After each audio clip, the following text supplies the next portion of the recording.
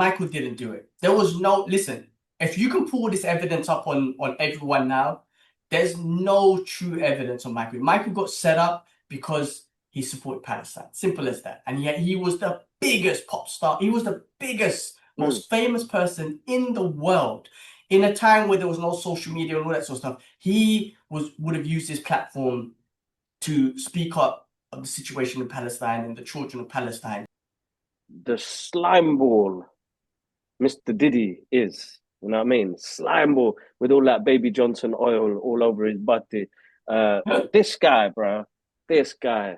But then just a deep underlying story of just like the way society is and why a military vet has to go down this line. Why, let alone any poor person, right? But why a military vet who served your country has to go down this sort of criminal line just to earn, you know, a decent living for his family.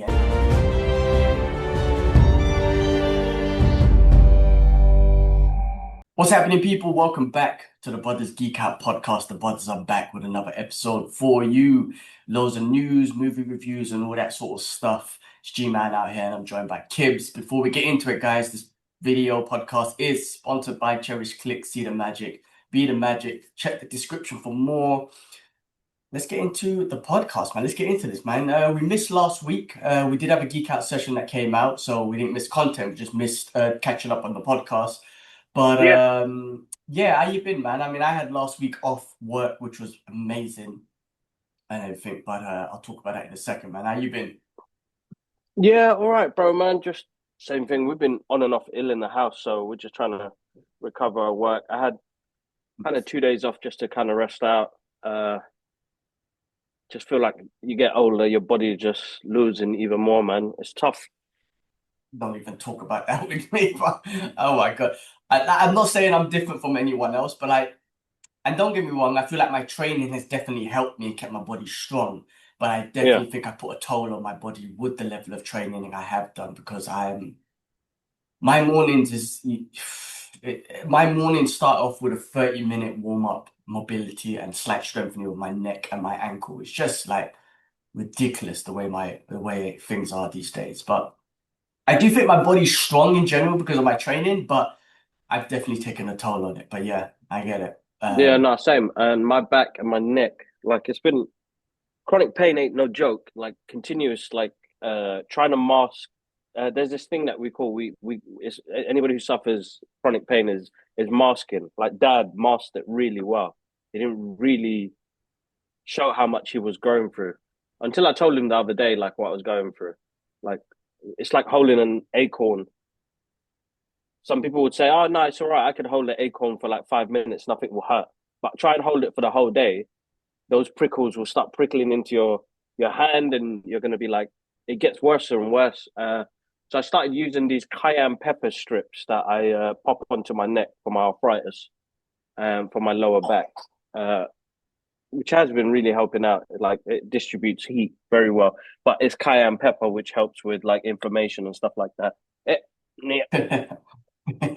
Duty getting involved. Which has helped out. Okay. But, I mean, there's still like loads of other things. I need to get in contact with the doctor again, just get some physio. And I would recommend, the physio, bit strengthening and all that stuff, stretching. But I would recommend like CBD, man. Yeah, so CBD is the next thing I need to get. That's one thing I need to get. I know it can be expensive, but like even on just a monthly or 2 monthly basis, just getting be it the balm or maybe the balm and just kind of like take a little bit and just rub it on every night.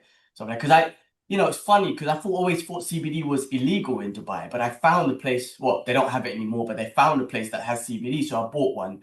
They're out of stock now, and then it's the only place that has it. But that's what I do every night for my neck and even my foot because I just self-diagnosed when I say self-diagnosed, man, the power of AI is actually unbelievable, bro. So my foot, I got nerve damage on my foot, and I remember going to the doctor about my neck. And I talked to him about my foot, and my guy diagnosed me with plantar fasciitis, and I'm like, dude, I told him it's not plantar fasciitis. I've been through that 3 times in my life. I know what that is, and I know how to manage that. It's not plantar fasciitis, it's a nerve, because I could feel the nerve, literally. I could feel pins and needles and all that sort of stuff. So my guy diagnosed me with plantar fasciitis, And then I ended up doing some of the stuff he was asking. It didn't help. So anyway, I used AI to take a picture of my foot. I kind of circled the area and I was like, what's this nerve right here? AI, man, that helped me diagnose that I've got something called carpal tunnel syndrome, which is basically the nerve between the ankle and the heel. There's like a nerve there and it's kind of like irritated or trapped or whatever.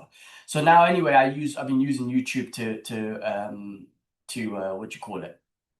To find solutions to it, like exercises, stretches, all that sort of stuff. Because that's what's going to really help me, those sort of things. But anyway, like I was saying, every night I get a little bit of this CBD, rub it on my neck where the bulging disc happened, and also on my foot on the nerve as well.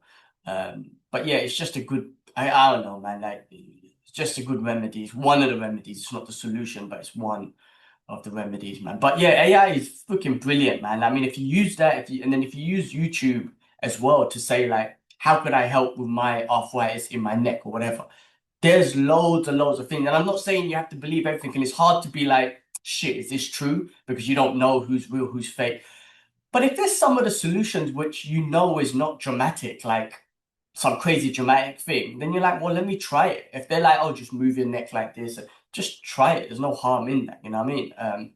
So it's definitely useful, man. I would say. Yeah, no, it is, and I've been doing that. So yeah, just trying to manage that. Uh, yeah, that's about it really. Other than that, Ugh. not much since last week.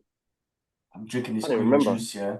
I always Yeah, make my shake. It's healthy, it's got a lot of shit in it, it's so buzzed though. When you get to the end and it gets to the bits, it's so buzzed. Um, all right, cool, man. Well, last week I had a week off, man. It was so amazing, bro. I'm not gonna lie, work has been stressful, like so mm. stressful since May or June. And then anyway, last week was the first time I took a week off. Look, I listen, man. Work is cool. It's all right. I have certain disciplines and certain traits as a leader that I take on myself.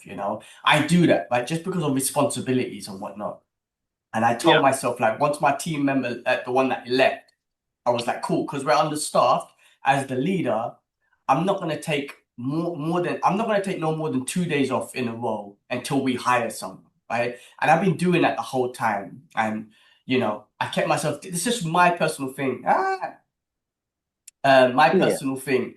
Um, and then last week was the first week I took off the whole week in Yeah. nearly 6 months, and it was amazing, bro, man. We just chilled. We got a chance to see some Mm. friends. We did some road trips about the UAE, around the UAE. On last week, a couple of days ago, we earlier found this nature resort, which is Mm. like 2.5 hours away. It's in Abu Dhabi, but 2.5 hours away basically. And bro, I was away from the city, the people. I was away from Oh, the world. nice. It was so nice. It was this massive nature resort, and you got like gazelles running around and all this sort of stuff. And then we were living in this kitted out sort of caravan and everything. And it Oh, was that's good, man. so nice and peaceful. And the feeling I had when we were chilling there in the evening, and thank God the mosquitoes disappeared because I prayed Maghrib outside, right? Because of this house, the side of the thing. Yeah, And I got destroyed by like bare mosquitoes. I'm like, oh man, how are we gonna chill outside? But thank God, like after the Maghrib, the sun set down, all the mosquitoes disappeared. So we ended up sitting outside. And you're oh, very nice. secluded from everyone else. Like the next caravan is like so further away, sort of thing. So you're just secluded from everyone. And we just had our tunes on and just like talking and just chilling and looking up at the sky. And the weather's perfect right now in the evening. It Yeah. was, I mean, I didn't want to leave. I was at peace for the longest time, bro. I was at some kind of like peace of like being away from the world and everything. And it was so nice. So we actually gonna book it again actually, or maybe another place like that. We just kind of there's this We voucher need to do thing that you something can like that. I need to get away, man. Definitely need to get honestly, away. staycations are really something, You don't have to go to another Yeah. country. Like No, people no, wouldn't no. even think Dubai has these type of places, but or the UAE has these type of places, but it does, man. And UK would have some nice nature places as well. You can just try and find a cheap staycation every so couple of months, like just do 3 days or something. It's so worth it, man. No, it needs to be done. It needs to be done. To be honest, we ain't done nothing since. It's been so crazy. Nothing since Singapore, bro. No, actually, Oh my God. hold on, I lie. We did do something in the summer with the kids. Carry on, bro. Yeah. I'm gonna quickly. But yeah, we did something in the summer with the kids, but we haven't done anything since. It's just been absolutely full on, and it's like, yeah, man, we in the rat race here, man. This is the one thing I hate. Doesn't matter what sort of industry you're in, you're still running some awful race where you're like trying to keep up with things in life. I think ever since I went self-employed as well, it's been hard. It's not been easy. It's not been easy, and it's trying to continue to see what we can do more after this 2026. Keep saying I need to work smarter. I need to work smarter, but I work hard as well. But it's trying to find, like, need to find different avenues of trying to get more time to ourselves as well, and the What kids does as well smarter to get mean to away. you? When you say work smarter, what does that mean? What does that look like to you? What does that mean to you? We Like, just have you need to thought about it? simplify things. Simplify things. I think what's happening at the moment now is I overthink things too much and end up doing stuff the hard way. And I need to find simpler ways of doing certain tasks to be simple, quicker, and not so time consuming. Like I feel like I've I, got the social media stuff on point now, which has not been overwhelming. Is that before it was like flooding the timeline, and I realized nobody nobody's gonna like your stuff anymore. Now it's very hard for somebody to even like your stuff, let alone watch your stuff. Like I've been looking at the analytics, I've been looking at how long people's retention rate is, attention rate, and it kind of bogged me down a little bit because it's like, man, we are consistent in what we do. We've always been consistent. Like you kind of think it would bring more people in or more engagement, but hold on the line, quick. But yeah, yeah, give me a yeah. second. Give me a second. Go on mute. Go on mute. I'll talk about this because I like that's what I'm saying. Like with this is what I'm saying. Like you don't listen. We don't have the bandwidth to be consistent. Like this I manage the breaking news that goes on the YouTube and everything. And there's so much happening every single day, and we don't even have the bandwidth. I don't have the bandwidth to update all the breaking news immediately. I don't have the bandwidth to do that. Right. But what I discovered, especially with the YouTube, when I do it, like I even if it's late, like the news will be late, the breaking news will be late, could be a couple weeks late, in fact, right? But I obviously do the research, I make sure it's legit, and then I post something. But what I've noticed that people still engage with it. Some people don't know actually what's happening. You know what I mean? And sometimes our channel, popping up the news later on, it's a new discovery for certain people. Not everyone sees everything immediately. Now, like, so I discovered you don't have to be first. And I want to be, not first, but like, I want to be news. When breaking news come out, like Rush Hour 4 or Netflix is getting bought back, I do want to put the breaking news out there. I don't have the bandwidth to immediately react. And I've got a whole list of things that I've saved that I need to upload, right? So what happens if if I do something immediately? What happens to the news in the back? Like you end up forgetting about it, right? So I just literally, I just got the list, and every evening, I just got one post a day. That's what I do. That's all I could do. That's all I got in my capacity. Now, if we had a full-on team and this was a full-on job, yeah, of course, immediately news will come Mm. up. I don't have that. But the fact is, like I said, the breaking news gets great sort of feedback from people, man. I've seen some great feedback. People acknowledge it. Some people don't know what's been happening and whatnot. So it's just a source of news. It doesn't have to be first from our perspective. So it's tough, but I think our consistency is what gets us where we are, man. Like I'm the one thing I'm proud of, man. I think you posted something the other day. 8 years. This is our 8th year of doing this, and we have been consistent with the podcast. And yes, there's been some breaks here and there, like a week or two or whatever.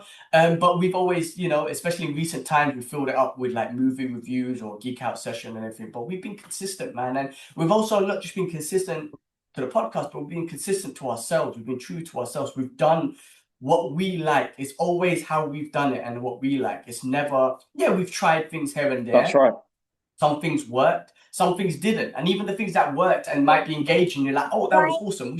We should try and do that again.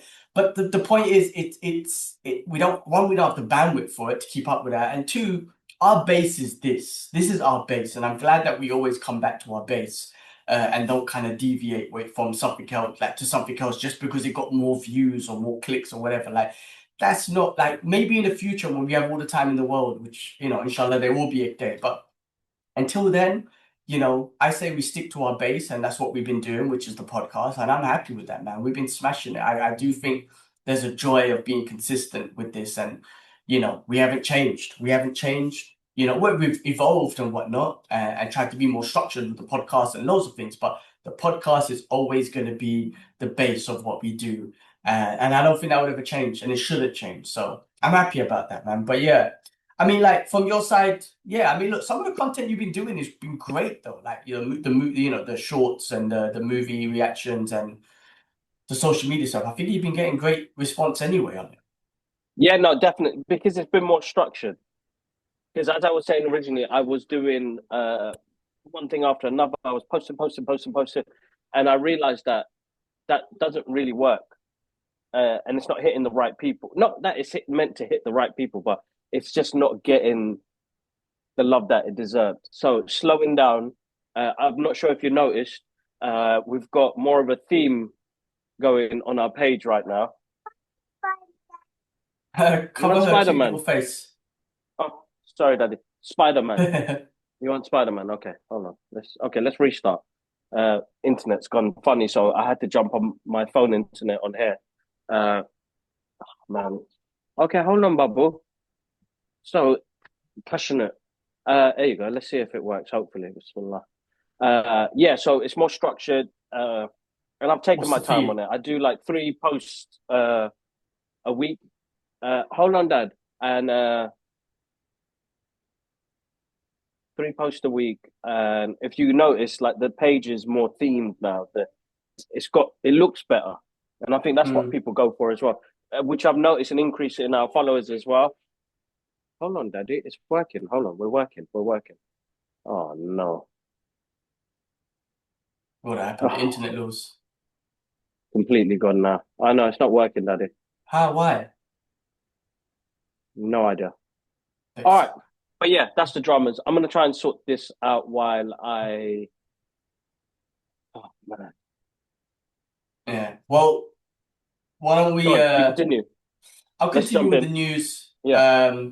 Let's start off with the news and whatnot, and let's just get straight into it. And like movie reviews and all that sort of stuff. Let's get into some of the stuff that we've watched and everything. I'm gonna pull up the Brothers Geek Out news on the Brothers Geek Out podcast on YouTube. That's where all the breaking news sits. So give me a moment and I will pull all of that up. But yeah, we watched a few things. A lot of things have happened because we haven't done a podcast in 3 weeks, so a lot of things have happened. And we need to go through this, man. And I've watched quite a lot of things as well, man, which is also great. But I do need to update you guys with a couple things. Hold on. Let me see what's the first thing on the list. Well, as always, unfortunately, we're gonna have to start off with some sad news. And I feel like we're always doing that. Give me a second. I will pull this up. And then we can get back to the news. All right, let me pull this up real quick. All right, starting off with some sad news, unfortunate sad news. I'm sorry to always start off with this, but we've had a couple legends and people in our industry and people who we grew up with pass away. So just wanted to give them a condolences, just share some respects. Basically, let me hold on, man. Why am I losing here? I'm losing. There we go. Come on. Should be easier to read it this way, I think. All right. First of all, to start off, we lost a legend. Hopefully I'm pronouncing his name right. Udo Kier, legendary actor in cult cinema, has passed away at the age of 81. He's a German-born actor, Udo Kier, cult classic legend known for his work in My Own Private Idaho, Suspiria, and oh man, I can't pronounce that one, man. He has passed away at the age of 81. His partner, Dilbert McBride, confirmed he died on the 23rd of November 2025 in a hospital in Palm Springs, California. Kier appeared in over 220 films and became famous for his collaborations with directors like Andy Warhol, Lars von Trier, and Renee Warner Fassbender. He also worked in mainstream hits like Blade and Ace Ventura. While the cause of death has not been disclosed, his loss is deeply felt across the film world. Do you remember him from like Blade and Ace Ventura? Those are the ones. Obviously, he's done so much, like some of the other movies that he's well known for, but those are the ones I remember his face from. But he passed away. Rest in peace, legend at 81. No, definitely, man. Look at that, man. 200 plus. That's amazing. Rest in peace, rest in power. Honestly, another legend lost in the industry. We come into that age now, man. We're losing all those guys that we've been watching on the big screen for yonks. It's constant. It's constant. I mean, but that's life, man. It's the reality of life. It happens. You know, we all go back to our creator, if you believe in that. That is another legend that we lost, which was Jimmy Cliff, reggae pioneer and star of Harder They Come, passed away at 81 as well. Jamaican reggae legend Jimmy Cliff, born James Chambers, passed away at the age of 81. His wife, Latifah Chambers, announced he died on November 24th, 2025, following a seizure and pneumonia. Cliff's major hits include Many Rivers Across. You can get it if you really want it, and I Can See Clearly Now. He also starred in the landmark film The Harder They Come, which helps bring reggae to a global audience. Cliff's influence shaped decades of music. You know what? I have to be honest with you. At first, when I heard the name, I wasn't familiar, and then when I started, sorry, Dad, hold on. And listened to the tunes, especially Many Rivers Across, I was like, oh my god, I'm so familiar with some of his music. I've heard it all over the place. So, just another legend in the reggae industry, but just in general. And so much of his tunes, like I said, I was familiar with because I've heard him be in movies or just around or whatnot. And I guess I just wasn't familiar with the name. I don't know why. It's just crazy. But legend, rest in peace. Condolence to his family. Another legend had passed away. Yeah, man. Another legend lost, man. Again, in the music industry, massive. And some of the tunes that he did put together were absolutely amazing. So rest in power as well to that absolute legend in that industry as well. So yeah, full on, man. We lost a lot of good people past couple of weeks. Yeah, one of the most recent, another recent one was Cary-Hiroyuki Tagawa, who played Shang Tsung in Mortal Kombat. He passed away at the age of 75, and he made that line, "Your soul is mine," just so epic. And he was fantastic in that Mortal Kombat movie. And obviously those loads that he's done, but decades of villainy, his on-screen presence was unmistakable. Often utilized his martial arts background. He developed his own style called Shin Shin, a powerful glare to portray sophisticated and cunning antagonists. Tagawa's presence defined many of our favorite geek moments, and his loss is immersible. Our condolences go out to his family and loved ones. His legacy will live on every time someone yells flawless victory. Rest in power, Master Tagawa. Man, what a legend that he passed away just recently, man. You know what? Yeah, another. There's more for me to read. All right, sorry, there's more for me to read. I missed a whole bunch. I don't know how I missed all of this. Hold on, Dad. Hold on. Let me read more, man. The iconic sorcerer Tagawa delivered one of the most memorable villain performances of the 90s as his evil sorcerer Shang Tsung in the 1995 Mortal Kombat movie. His delivery of the line "Your soul is mine" became pop culture touchstone. Reprising his role, showing his dedication to the character and the fans, he later returned to voice the motion capture Shang Tsung for the web series Mortal Kombat Legacy 2013, and the video game of Mortal Kombat 11 in 2019. Beyond gaming, Tagawa had an incredible prolific career across 4 decades.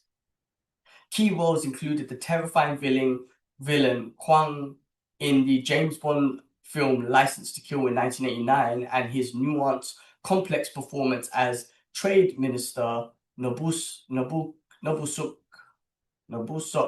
Togami in the Amazon series The Man in the High Castle. So yeah, I missed that part, so I just wanted to kind of give him a shout out for that and some of his other performance. I mean, being in a Bond movie, what kind of legacy has he left behind? Not just like, obviously, I guess pop culture wise, we know him more from Mortal Kombat, but just being in something like a Bond movie is just absolutely legendary, man. So rest in peace to Cary-Hiroyuki Tagawa, Master Tagawa, man. What a legend. I'll carry on. Seems like Kibler is looking after the little one, so I'll just carry on with another loss that Kibler shared with me as well, that I was not familiar with too much. Rest in peace, Danny Sergan, passed away at 81. So another person that passed away at 81. He was the first live-action Spider-Man and Sesame Street star. So he passed away just the other week as well. So rest in peace to Danny Seagren. Sorry, Danny Seagren. Rest in peace to him. First live action Spider-Man. I mean, I think it was a Spider-Man from back in the 60s that he passed away. So rest in peace to him. Yeah, so that was that part of the news. Just wanted to give condolences to the families and just kind of show our respect to some of the individuals who we grew up with, and wanted to show our respects to them, man, as they move on to the next life.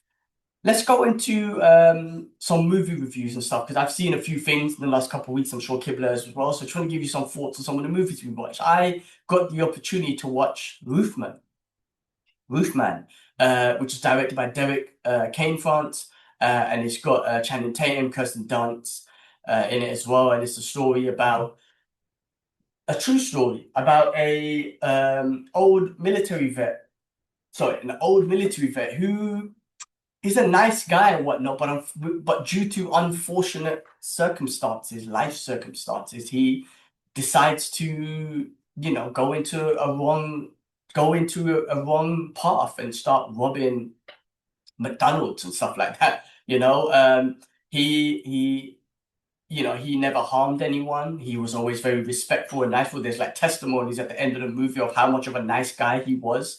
So he wasn't really, end of the day, done criminal acts. But, again, circumstances put you in this position. I mean, he's a military vet, and he was put into these positions where he wanted to support his family. The beginning starts with him at his daughter's birthday, and his daughter wanted a bike, but he just didn't have the finances to buy her a bike. And what a father would do for their daughter, for their kids, that's what any father, I don't want to say that's what any father would do, going to criminal line. That's taking it a bit sort of extreme or whatnot. But our father did whatever he could for us, and he'll never go down a criminal line. Again, different people, different perspectives and principles in life and whatnot. But that's what led him to robbing all these McDonald's. But he never harmed anyone. He chose not to harm anyone. He was very nice to people. And it was a story about, bad influences, which is one. His friend wasn't a good influence at all, which led him down that path. But also a path of relationships and love and, care for a father, meeting someone, deception, of course, but just wanting to be loved for who you are.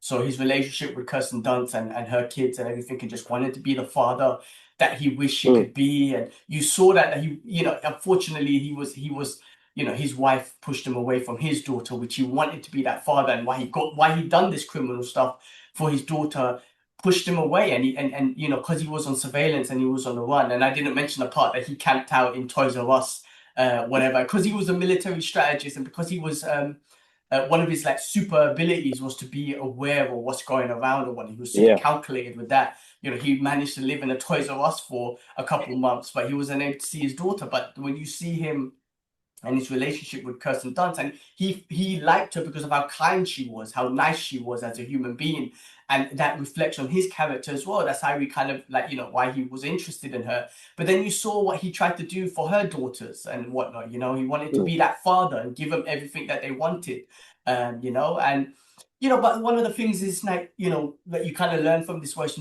it's not just about giving them materialistic stuff. It's about giving them that time as well as a father and everything. But a really, really great, well put together movie based on this true story. And Channing Tatum was absolutely excellent in it. He's just fun to watch. He's very charismatic in this as well.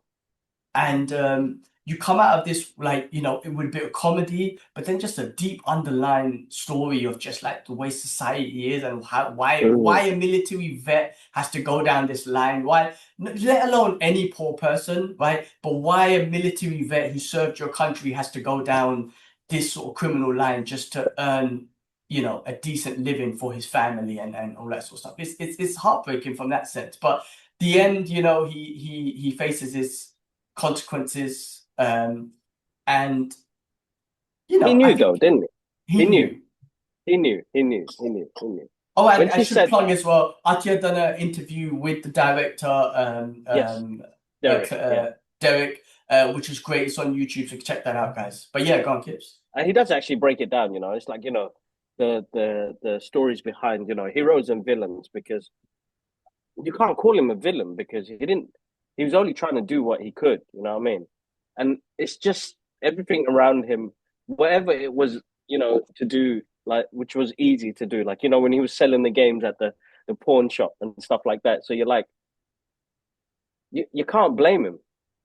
You can't blame him. It was just the situation he's in. And, you know, any father would do what he can to try and provide. Like, you know, there's moments where it's like, man, how and why is it so hard for just a normal everyday person just to survive? It's because this is the society issue, and the way the system works is to rip off the everyday people and let the rich get richer. But his friend was jokes, though. His friend was jokes. Like, he's like, "What you doing? Like, come on." You see things what other people don't see. It's just he just led him in the wrong way. Right. And desperate. You get desperate as well, bro. And I think you see that desperation. Even though he's a good guy, didn't hurt nobody. Just you get desperate and you get tempted. You go for it. It works. You continue, and then you do something that will make you lose, isn't it? It can't go on forever. You know what? Once you do it once, you do it once. If you continue to do it, that's when you lose. I feel like you could do something once or twice. If you continue to do it, that's when you lose. And that was the pattern he continued to follow. It's a great film, man. It was a weird movie because it's not like a feel-good movie. You know, he gets caught in the end. That's the spoilers, guys. But this is based on a true event. But it was one of those surprising movies where it was like Channing Tatum did play the character really well. And like, even though he added his own charm to it, that I felt for him. And like, you could see the love in his eyes. You could see the smile. You could see, I feel like he as an actor, he does surprise me in the roles that he plays. And as much as we've seen him as the dancing guy, the comedic guy, I mean, I felt like this was more of a serious role where I was like, oh man, I felt that. You know, when he was on the phone to his daughter in prison, you're like, oh man, I felt that. And I think with movies like that, I'm always going to feel, because I'm a dad, I got girls, I'm going to feel the same way, because it's like, you're going to, I think that's one thing that movies do really well. And I think that's what Derek did really well as well, is that as much as I wanted to connect with people, I wanted to connect to the dads as well, because there are dads out there that don't think they're amazing. But you can be amazing, but just depending on what you do, innit? And it's funny that this guy got away with so much. He fooled so many people as well, bro. Master great movie, man. Cast. Yeah, bro, proper master. Great movie. It's one of my favorites this year, 100%. One of my favorites this year. It's in my top 10 of favorite movies this year, definitely. The feels, the comedy, the realness of it. Yeah, definitely. Yeah, the fact that Definitely. it was a true story and it was just such an easy movie to watch and absorb. There was no boring moments. There was just so much. When I say character building on him, Derek and was it Derek? Was that his name? What was his Yeah. name?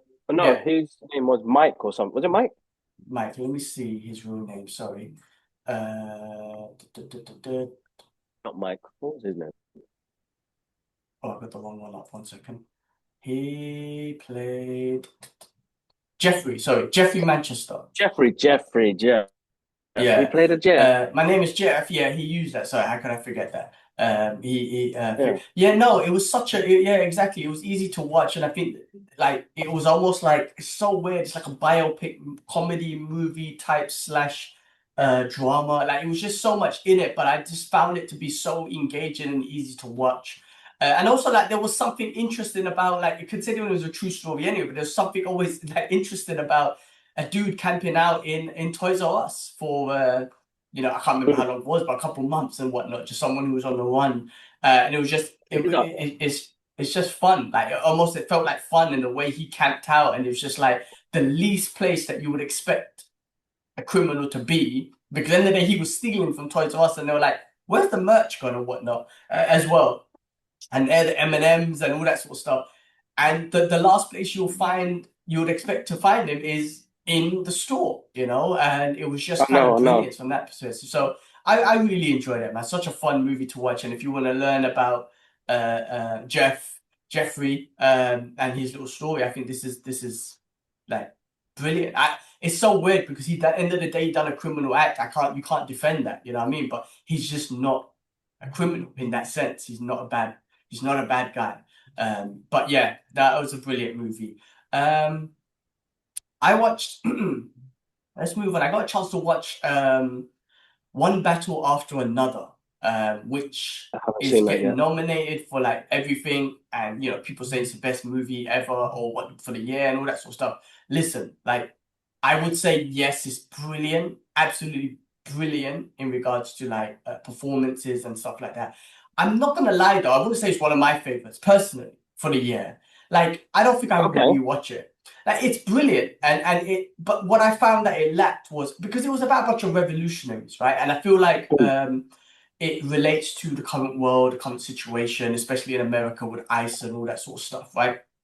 So these revolutionaries, and those are the type of like, Black Panthers and all that sort of stuff, right? I don't know if I should put them part of it, but anyway, like they like those are things that I respect in people, you know what I mean? Those revolutionaries and whatnot. Not the violence. If they do violence, then I'm not reviewing that. But anyway, it's about a story of that. It's about a certain enemy from the other side that comes back after 16 years and all this sort of stuff. What I found about this movie, right, even though it had a great message behind it and all this sort of stuff, I found it, I'm personally found it a little bit boring. There were some scenes I found boring, there were some parts I found boring. Performance, like I say, were perfect, but I felt like there was like a lot of there was no character building, in my opinion. Like there was, and I don't think it was meant for that. I don't think it was meant to kind of build characters, but I didn't really feel for any of the characters, even by the end. DiCaprio's character was awesome, and his performance was awesome, and everyone was great. Sean Penn was in it. He was a sadistic bastard in that. You got a Bettina, wasn't it Del Toro? Hmm. He was on it, and he was kind of like almost comedic, but like all these guys were revolutionaries and whatnot. But I just didn't feel like I bonded with any of the characters, if that makes sense. Like for me personally, I didn't feel any character building. It's a 3 hour Um, movie, bro. it is a I 3 hour haven't seen movie. it, but It it's a got 3 hour boring for movie. me. Yeah, it got boring for Oh, me at parts, which is for me. Like I said, only me. I'm not yeah. talking for. I'm not saying the movie is boring. I think the concept of it is great. I think like but it's just the way in my opinion, the way it starts. Just bare Badus, like just non-stop Badus left, right, center. And then like just like the way it skips the scenes. Yeah. And I just felt like I in the beginning I didn't know the true mission. Like it was like, okay, you're freeing immigrants and stuff like that and whatnot. You want freedom for them, but I just feel like I didn't understand their and maybe that was my fault. Maybe I just didn't get it, but I didn't understand their underlying mission. But anyway, through that mission, of course, you're gonna make enemies with the state. You're gonna make enemies with like racist people and all this sort of stuff. And Sean Penn's character plays this sort of general sort of racist dude, which also has an infatuation with black women and stuff like that.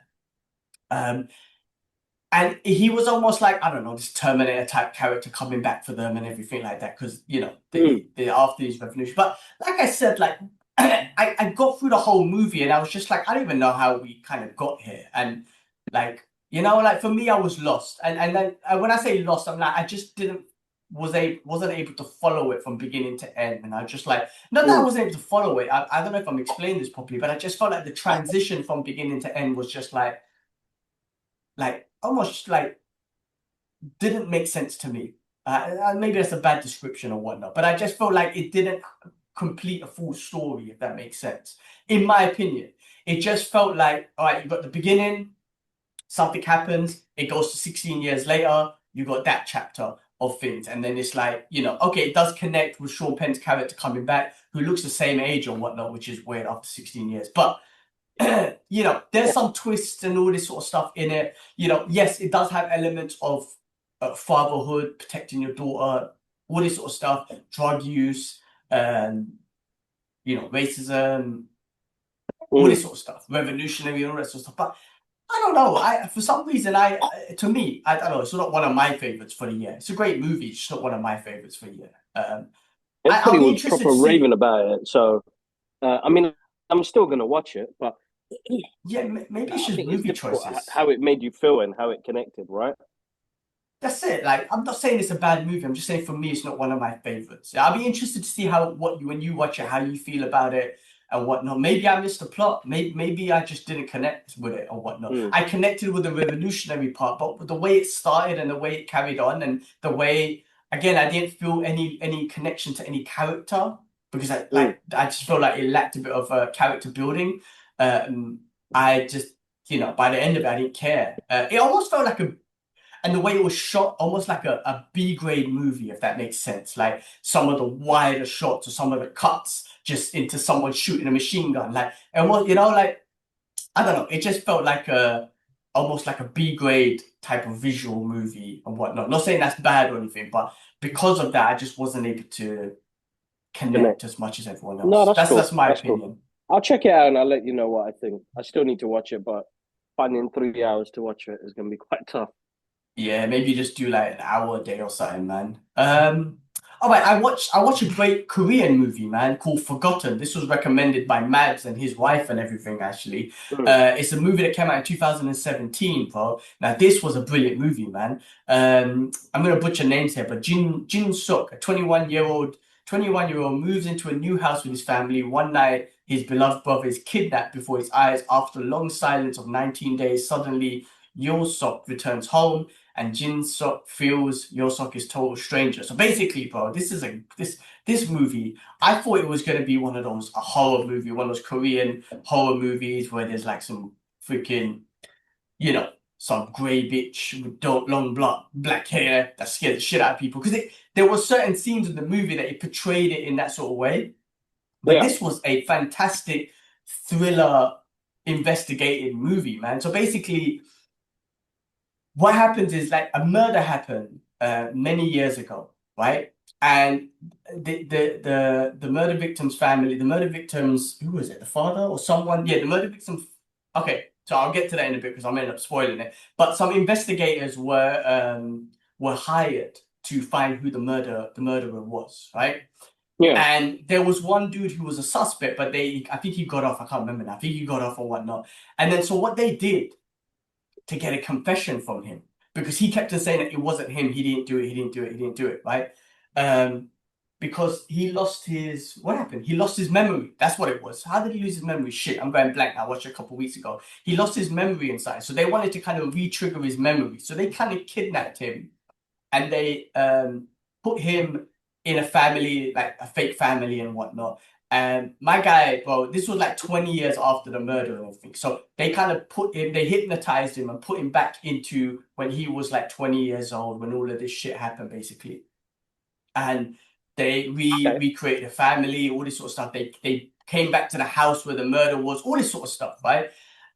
For you to find out that for you to find out, for them to try, they were trying to jog his memory back into what happened and did he do it? And end of the day, like I'm spoiling it a bit, he did do the murder and everything, but it was just the way they kind of, like I said, set it all up to jog his memory back into him doing it and getting the full story behind it, and just like again pretending to be his family and all this sort of stuff. It was really smartly done. And by the end of the movie, I don't want to spoil it too much because I just spoiled it a bit.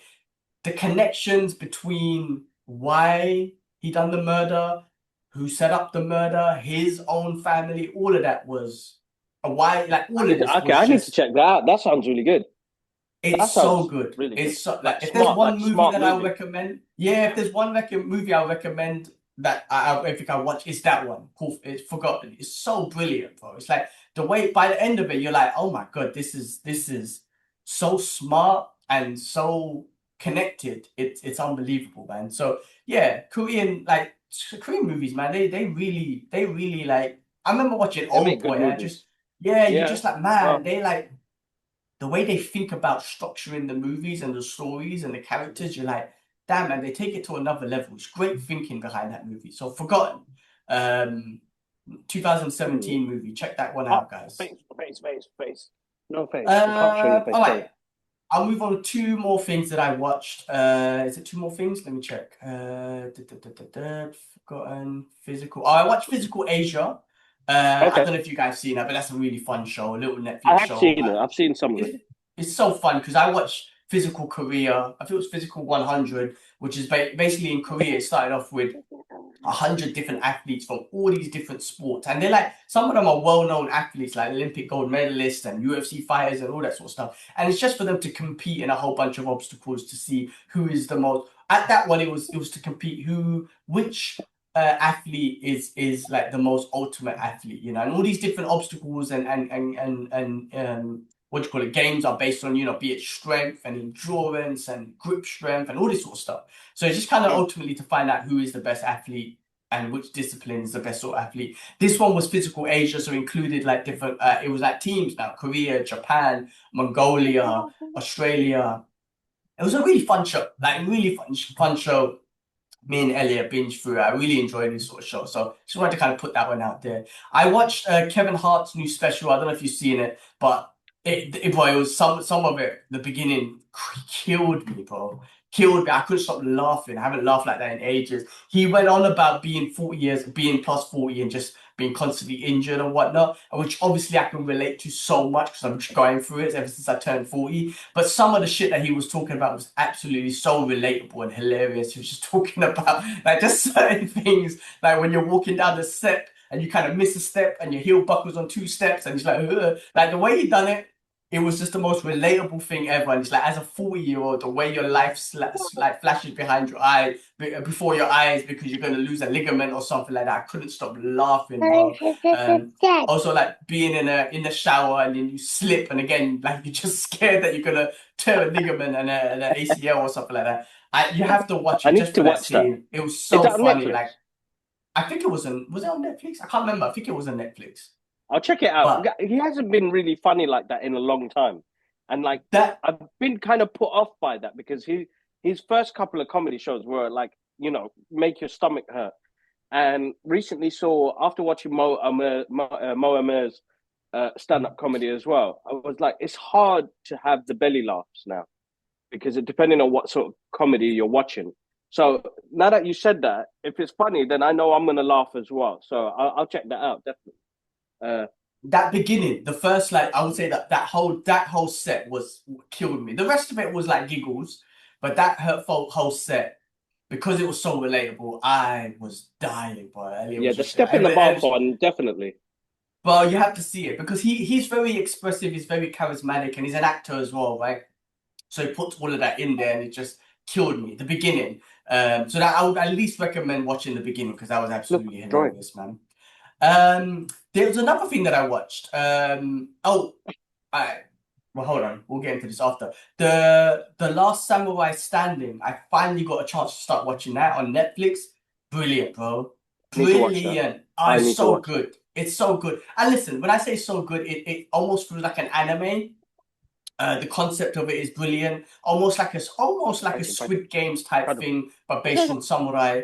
And then the choreographing of martial arts and fighting is just brilliant. Like those are great one shot you. action scenes and sword fighting stuff like that. It's based on in 1987, 292 samurai gather for a battle royale, lured by 100,000 yen prize. Wooden tags are given to last survivors reaching Tokyo wins.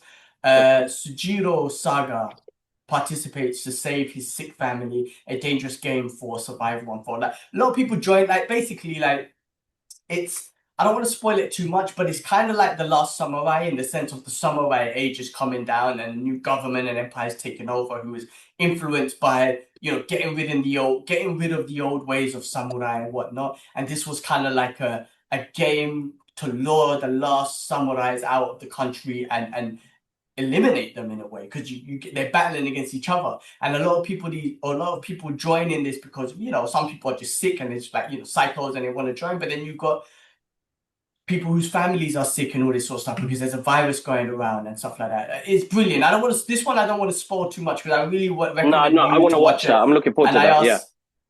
I asked Ash to watch it as well. It's really cool, man. So I got a chance to watch it. I'm on the final episode. I think there's only 6 episodes, so I'm on the final episode. Unless they got another part coming out, I'm on the last episode, which I'll try and catch tonight. But How many Last episodes are Samurai there? Standing, brilliant. I saw 6 so far, so I don't. I'll find out if this is the. I should do some research. I don't know, but I'll yeah. check it I out. mean, It's on my list to watch. I remember sharing the trailer. I was like, the trailer looks sick, so I do want to yeah, watch that definitely. it was good. Like, what's it saying? Episodes. I'm just on IMDb to see if there's anything about the episodes. Season 1. Let's see. 6 episodes. I think it's just 6. Yeah. One, two, three, Okay. four. Yeah, it's just 6. So I don't know. Suggesting. Yeah, I'll find out if but if there's going to be a season 2 or whatever. But really good, bro. Very good show, and I'm glad I got on it. Especially because I'm playing Ghost of Yotai. I'm just in this whole samurai sort of mode, and Mm. obviously Last Samurai is one of my favorite movies, and there's a little bit of elements towards the whole Last Samurai concept and whatnot, which is brilliant. So worth watching. Last thing I watched and I wanted to go a quick shout out to was something called The Punisher, Who's Smiling Now, which is a fan-made AI generative movie, like short little movie created with a gritty action-packed story in the style of the Marvel's Punisher, showcasing AI's potential in animation and intense fight scenes with dark themes available online, particularly promotes on platforms like it's on Facebook and YouTube and so on. The reason why I wanted to shout this out is because obviously I'm a Punisher fan, so when I saw this, I was like, I'm gonna watch it. It's only 15 minutes, why not? So I was attracted by that, but it was actually really fun to just watch, and especially it works great when you've got a character like the Punisher, where some of his missions is war against the streets, right? Punishment Mm. towards people. So you don't really need too much, especially for something like a short animation, and especially a fan-made one. You don't need to go into characters development and all that sort of stuff. Just a short little mission that Punisher's on, it was just brilliant. It was fun to watch. The animation was very comic book style, video game style. Like it was really, really fun to watch. So I just wanted to give that a shout out as well on the stuff I watched. But that was everything I watched, man. What did you watch in the last couple of weeks? Anything you want to give a I shout was out to? thinking, I don't even remember, man. Did I watch anything?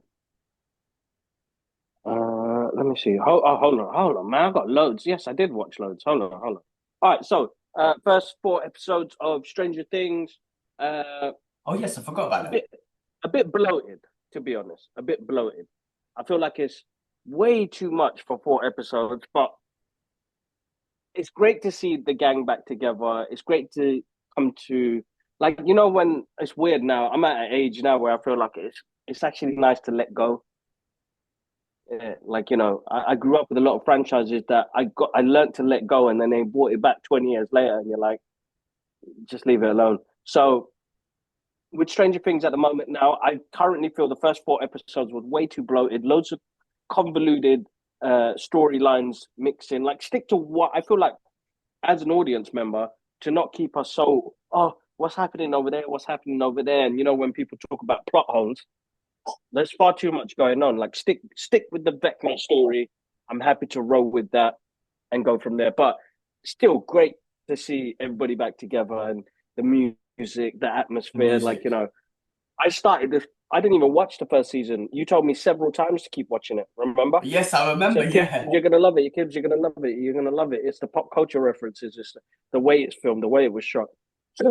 And I did, and I enjoyed season 1 and 2 very much. The rest of them, I just felt like it grew into this big franchise, which kind of lost the love of the characters because we were focused on everything else, and they kept bringing in more people in, and you're like, you've lost the love for these original characters. Now, I know there's controversy, and you know, with separating the artist from a project like that. And to be honest, did you watch it all? I did. I watched his first 4 episodes. Yeah. Now, what they did with Will's character, I feel like was a bit of a cheap shot, bro. I'm not a fan of Will. Obviously, for obvious reasons, for everyone who knows. No, of course. But what they did with that, it's like everybody was saying it was epic. Like, you know, all you saw Instagram go mad and everybody was putting the footage up. I'm like, I didn't. What?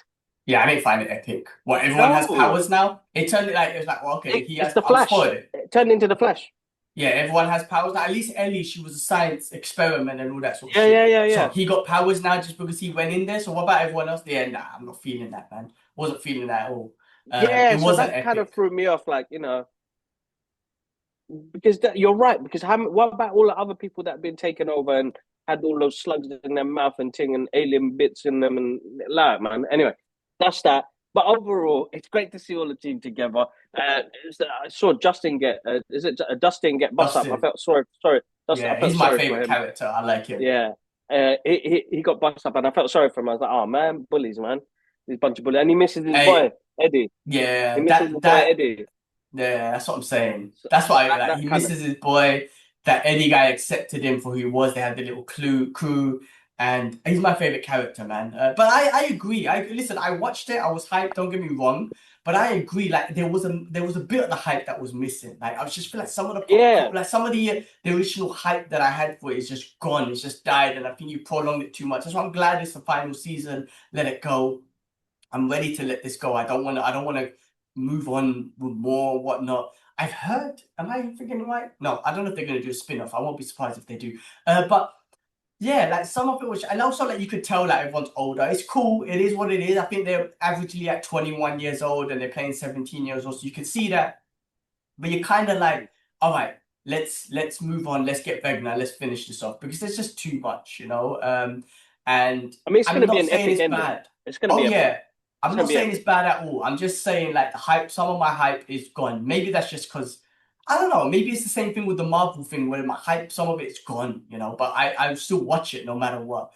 But I agree. Listen, I will 100% watch the rest. I can't wait for the next parts to come up during I think end of December. I've got it on my news as well. Yeah, end of December. End of December, and then the finale is on the 31st, which is going to be showing some cinemas as well. So you know.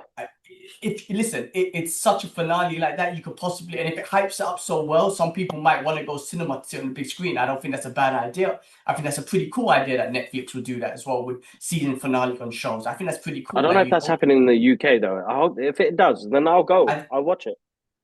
I've got it on my news, in the UK. Man. I'll go watch it, man. Definitely. Let me tell you, bro. I've got it on the news. Might as well just talk about it now since we're talking about it. I'll do a fetch up, man. I'll be right back. I'm gonna put it on mute. I'm not gonna do a naked gun version situation, yeah. One of these ones. I will. All right. I tell you what. On that note, I'll just read through this to tell you when it will be.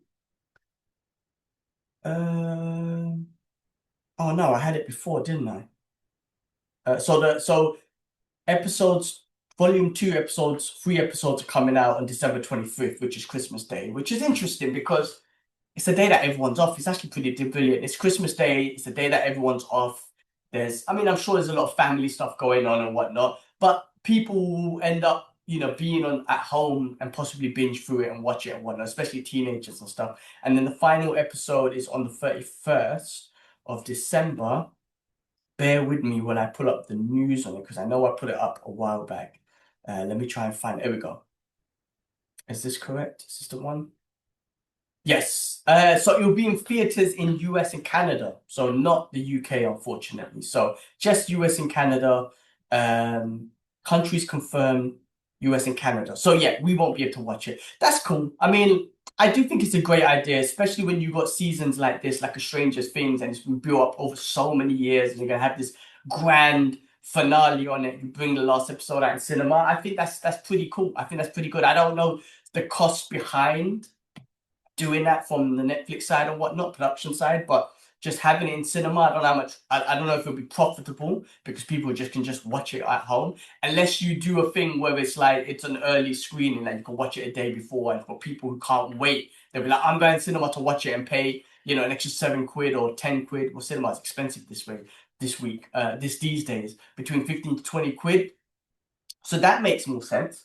But if you release it on the same day on Netflix and cinema, I mean, look, maybe moviegoers will go to the cinema. Me personally, I love cinema, don't get me wrong, but I've just kind of lost love of going to the cinema, which I've explained before in the past. So I'll just end up watching it at home. But if you've done it, like I said, if you hyped it up so much and you got to the end finale and you're like, cool, it's only out on cinema to watch the finale, so go cinemas to watch it, and then it'll come out on streaming next week. Some people will not be able to wait and they'll go. So it's a pretty decent idea. So keep it, it's Canada and US, it's not UK. So all right, okay, cool. Okay. So that was it. So that was Stranger Things.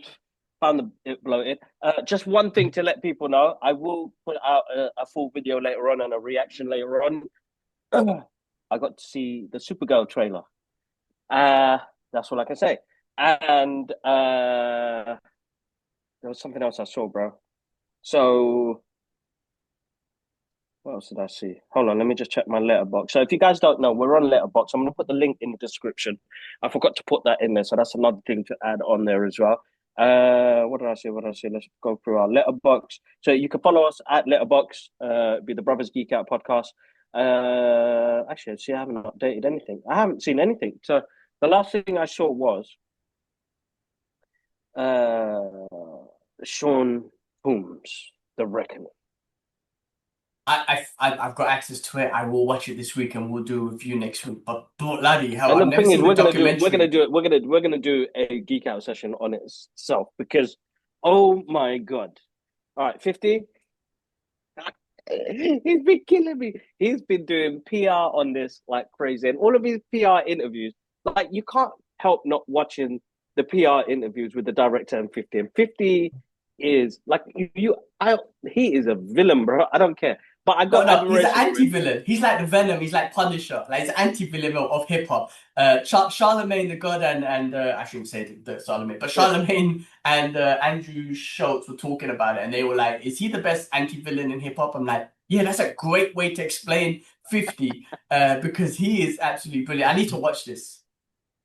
Listen, bro. What a breakdown! And listen, there's always two sides to a story, yeah. But over the years, like, I feel like the narrative to certain things is very convoluted at the moment. And Hollywood and the music industry, they're at a time now where we get to see those dark secrets. And as the creators ourselves, we've seen what it's like behind the scenes when you're trying to. I mean, we're a media outlet, right? We're journalists. That's what they class us as.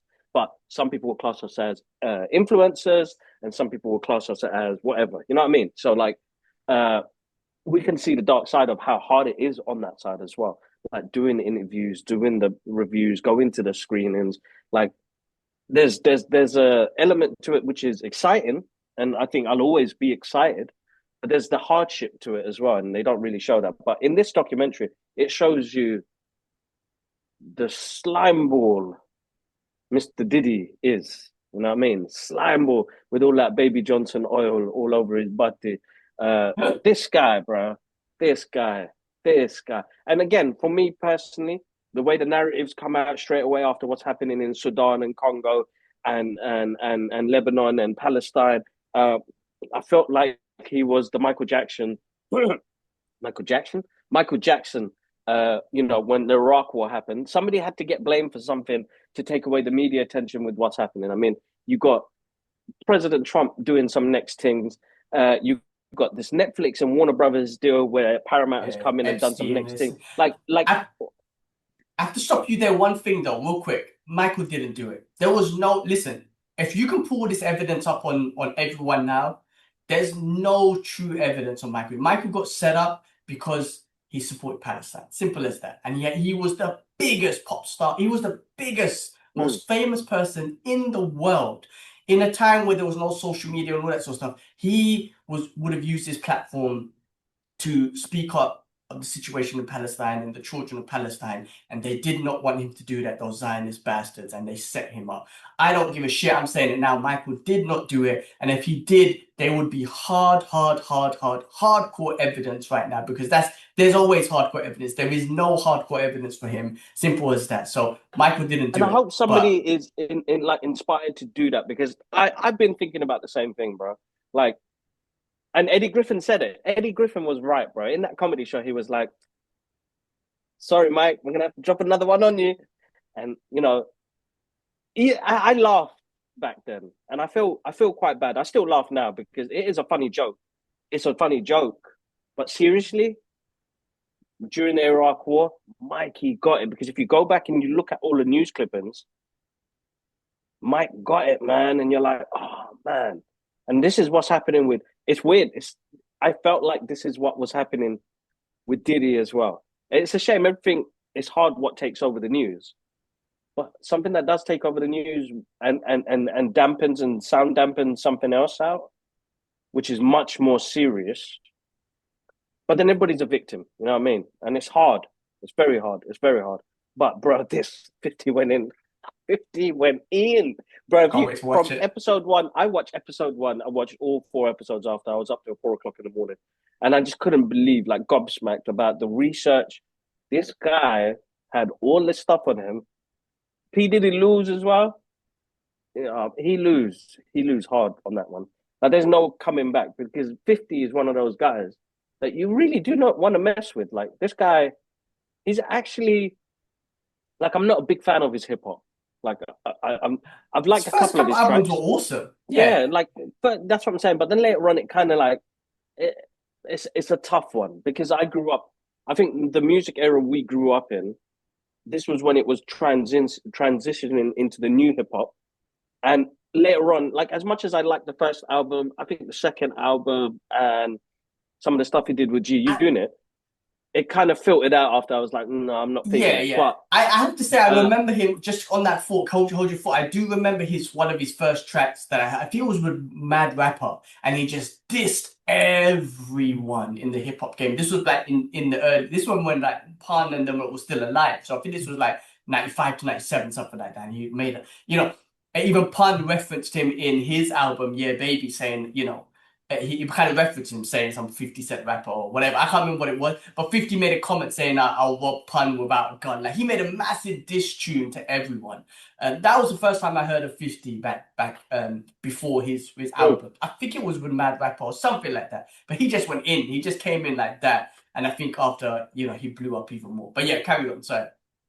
Yeah, no, so 50 is one of those artists you don't really want to mess with. And it's not that. He's like quite business-minded. He's quite... I feel like he's got this strategic plan to do things, because he did that. Him and Joe. I found out. I knew about this before, but I found out watching it again recently.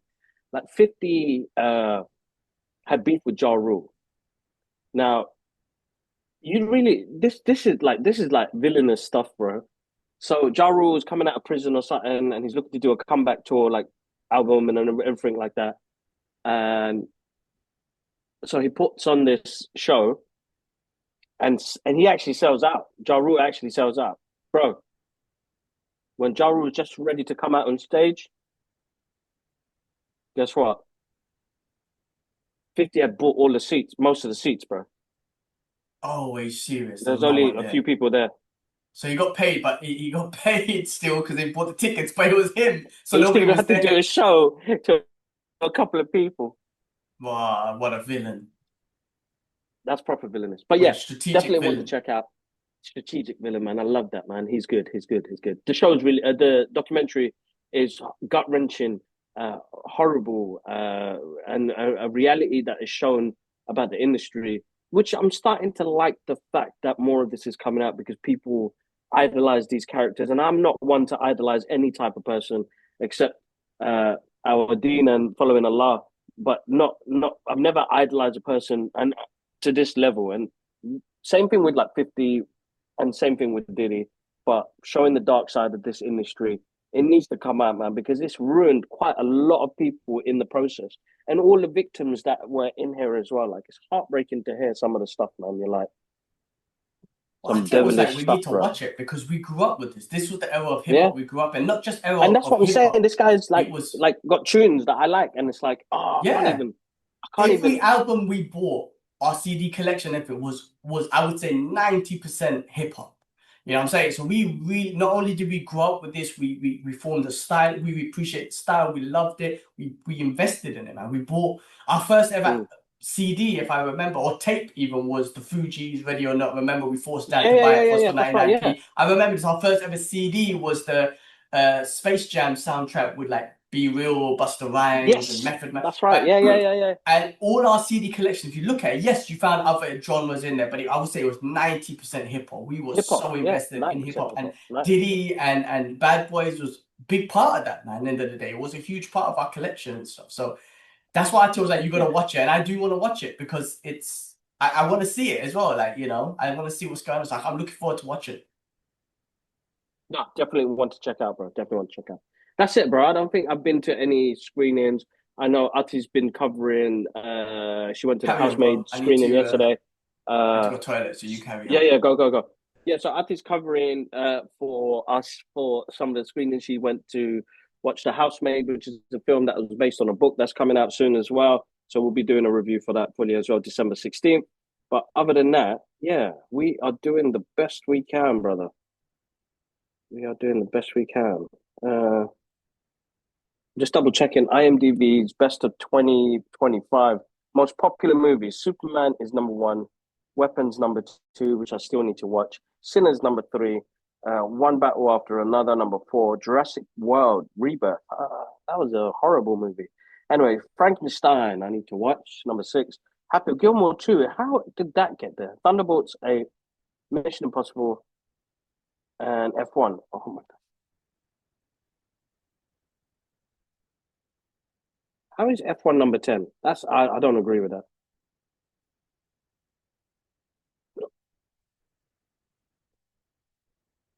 Happy Gilmore. How is that even in that list?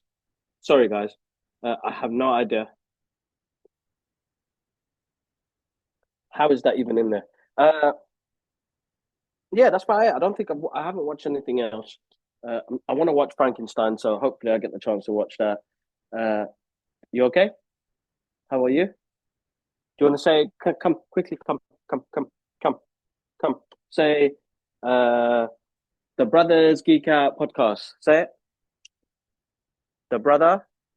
Say the brothers. The brothers. The Brothers Geek Out Podcast. Go and say it. Say the brothers. The Brothers Geek Out Podcast. Good girl. Good girl. So cute, man. Mashallah, so cute. Say the uncles. Right. Say the uncles. Geek Out Podcast. Say it clearly. Say, Daddy, I want to listen to the Brothers Geek Out Podcast. Okay, go. All right. You mentioned Frankenstein. I haven't seen it yet. I need to watch that. I watched Frankenstein, but which version did I watch, bro? Because I watched. Hold on. Gilmore's one, yeah. Del Toro, not Gilmore. No, but that has Christian Bale as Frankenstein, right? Netflix one.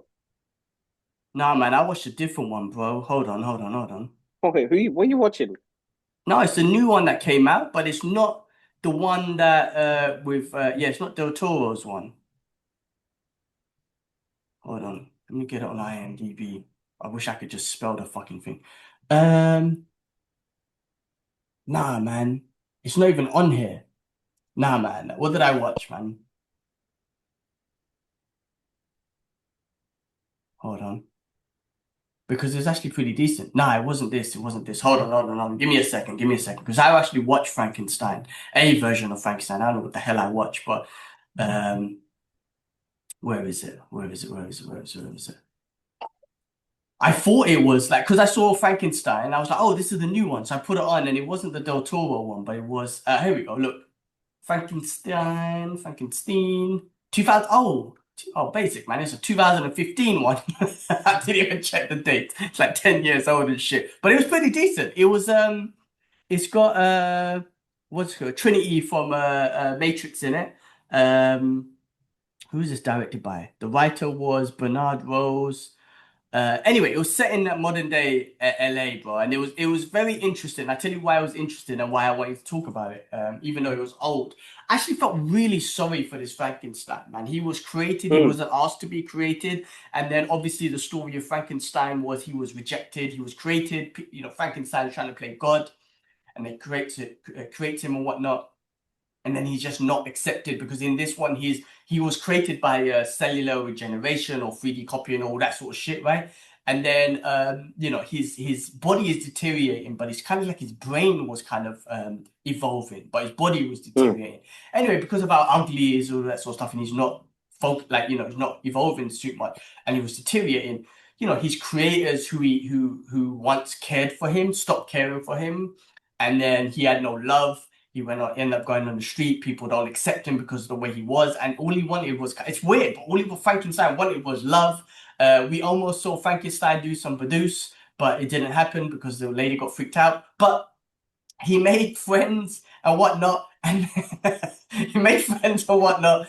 they obviously, once they saw the monster that he was, they got scared. He made, you know, just like the classics, he meets the blind guy who can't see what it is. Similar stuff, but it's based in modern day LA. Everyone's calling him a monster. He doesn't mean to harm anyone. He doesn't understand his strength and whatnot. So he's harming people. He doesn't know. Everyone's calling him a monster. But it was all about, like, you know, obviously the story of Frankenstein, and part of it is about being acceptance. I wasn't asked to be born. You guys created me. And then you lot and everyone else hates me and don't accept me. Why did you create me? It was kind of deep. I actually felt sorry for this Frankenstein. Anyway, I wanted to bring that up, but it's not obviously not the Frankenstein that everyone's going on about. That's the Del Toro one, so which I do want to catch and watch. No, definitely. I mean, it's interesting. It's going to be the same story, and it always has been. It's acceptance, wanted, loved, all of the rest of it, man. So the new one I'm looking forward to. I mean, it's getting great reviews. Everybody has loved it so far. So I'll check it out. And it's one of those. I think what Del Toro does is that he brings that fantasy movie back to reality to an extent where he still loves using physical props, physical things, makeup, and less CGI. He's not a big fan of AI as well. He's a filmmaker, man. Look at the films he's done so far. There's not one film that he hasn't done that's, you know, I mean, The Shape of Water, I did find boring, but it's still a beautiful movie. You know, Pacific Rim, full of action, a love letter to Japanese anime as well in that. Pan's Labyrinth, what a beautiful movie. So many. So, like, I think he's a great director. Hellboy, the first Hellboy, amazing, bro. So he knows what he's doing, man. Good on him. He knows. I'm looking forward to watching it. All right, man. Yeah, same here. When we watch it, we can give our thoughts on that. All right, cool, guys. Let's get into the news. Let's finish up with the news. I know we've been talking for about an hour and a bit and give our thoughts on movies and stuff that we watch, but let's finish off with the news. There's a whole bunch of stuff that come out. Again, guys, check out the Brothers Geek Out channel on YouTube. All the breaking news is there. Like I said, it's not always going to be first, but it will be verified and it will be up there anyway. But let's go through it and then we can kind of finish off because there's a lot of things that we should go through. But yeah, cool. First one. First one. Oh, actually, no. Yeah. First one, Marvel. Oh, hold on. Hang on. Let me find this. Sorry. Did I? Sorry. I gotta find this. Where is it? Aha. Some comic book news and stuff like that first, man. Marvel announced Punisher 1. Percy and Suarez relaunches Frank Castle in February 2026. This is obviously fun news for me as a Punisher fan. But we're getting so much Punisher next year. We're getting this comic. We're getting him in Daredevil. We're getting him his own special. He's going to be in Spider-Man. Now, as a Punisher fan, I can't be more like, I can't wait for 2026. It's going to be a Punisher year. So Marvel is relaunching the Punisher with an all-new series, Punisher 1, arriving February 25th, 2026. Written by Benjamin Percy and illustrated by Jose Luis Suarez. This series continues directly from the events of Punisher Red Band. Frank Castle returns with his memories damaged and growing war against crime, his next target. The brutal villain Jigsaw, who's back and more dangerous than ever. The relaunch is timed to align with Punisher's special presentation on Disney starring John Bernthal, making this a major moment for characters. Bro, I cannot wait. On that, following on with that, bro, I literally just got into digital comics. Remember I was telling you I stopped going to the comic book shop just because of, for me, comic book, like I stopped going because they were all about money, and I feel like comic book shop is a very niche market, right? And I feel like with loyal customers, in any business, with loyal customers, man, loyalty and relationships is what brings reoccurring business. And they fucked me over, man. I was following a Punisher comic book series and I needed like an issue and it came out and they were at Comic-Con. I was like, well, can you hold me one? And they were like, no, if we sell it, that's it. And I'm like, hold on, like, I'm a loyal customer. I buy them off you. And they decided to pick money over my loyalty of being a customer. So they were like, no, if we sell it, then that's it. You don't get it. I'm like, hold on, man. Like, you're a comic book distributor, man. I come to you for the source of these stories. In a way, you're my person or whatever to read these stories because otherwise I could have, it's hard for me to get them. So now you're blocking an issue from me from getting it because of your loyalty to money rather than, and I'm going to pay you for it anyway, right? So you're blocking me from finishing off this series because if you miss one issue, then you're lost in the story, right? Yeah. Anyway, so based on that, I stopped going to the comic book shop. I was like, screw you lot, man. I don't know. And I stopped buying comics for a while. And then I spoke to little brother, man, Yusuf, little brother Yusuf, Y2K Illustration. And I'm like, bro, where do you read your digital comics? He gave me some ideas of Kindle and whatnot. And I was able to find, they don't have everything, but they have the new Punisher comics, that the Red Band ones that just came out. There's a new Punisher, Daredevil. They have a new ones on there, the Ultimate Batmans. I'll get on those. But bro, I'm genuinely... you gave me a whole bunch of comics. I got them on my iPad. I never watched them because I was all about physical. Because I had no choice but to go digital, I'm actually genuinely enjoying it, man. Because Yusuf sold it to me, man. He's like, gee, not only can you like zoom into the imagery and whatnot, if you double click the panel, you can go and it does a frame by frame panel shot. So it just takes you to where to read. And that was actually a really, really cool experience, man. It just made the reading like a moving comic, right? Right. And you just kind of like, it does, you got the whole page, art page, and if you click on one, it just takes you to the part that you should read next. And it was actually really cool. And I got a chance to read the first Punisher Red Band comic. It's great to see Frank back after the last series and whatnot. They got a new guy, Joe Garrison, and it just didn't, you want Frank. Come on, let's be real. You want Frank back. Listen, digital comics, I'm a fan now, man. So I'm going to treat myself every week, just buy a new comic from the digital comics. I've got this Punisher series. I can't wait for this Punisher series to come out. Loads to watch. But yeah, digital comics, man, I'm a fan. And you, as an artist or as a visual person, you would appreciate zooming into the artwork and just, you saw me, I started posting screenshots and stuff. I started posting screenshots of the comic and whatnot, which was really cool to just kind of do again. So I'm back in my comics, man. Weekly, I'll try and read one as I buy them. And so wanted to give a shout out to digital comics. But yeah, this new Punisher announced in February 25th, 2026, guys. So look out for that. All right, the next news, keeping on the comic book sort of theme.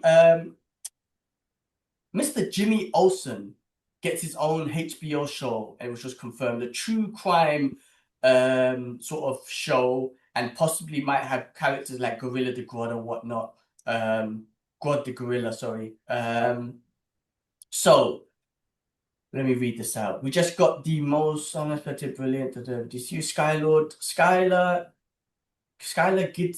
Gizmodo's fan favorite ladies man Jimmy Olsen's from James Gunn's Superman 2025 is getting his own spin-off series on HBO Max. The format twist. The show is described as a fictional true crime documentary or mockumentary with Jimmy Olsen acting as a host investigator. This will give the DCU a fresh, grounded, and often humorous perspective.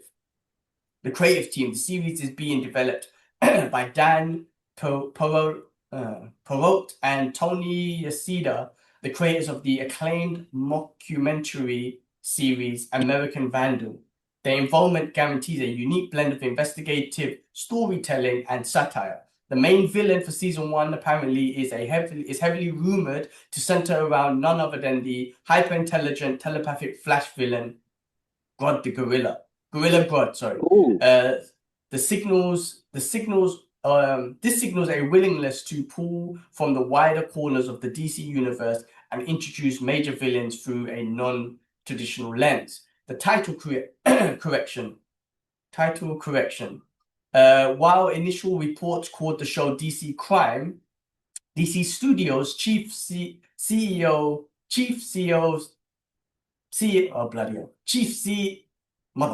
James Gunn has officially denied that the title, confirming that there has never been a project titled DC Crime in development. The series is still moving forward under yet to be revealed official title. DCU Connections. The series will exist within James Gunn's new DC universe, but will reportedly not feature David Cornsweet, Clark Kent, Superman, or Rachel Brosnahan's Lois Lane as main characters, focusing instead on Jimmy and other Daily Planet colleagues like Perry White and Cat Grant as they chase superpower mysteries. The series is shaped up to be the most innovative entry in the DCU yet, taking a beloved sidekick and placing him in a complete unexpected genre is the right way to expand the DC universe. What do you guys think? There was a lot of hate on this. People were like, we don't need this. Why are they doing this? It's a stupid idea. I mean, for me personally, I liked him as a character. The more you give me, the more I'll take it. DC Comics presents President Jim Lee declares no AI in their stories, art.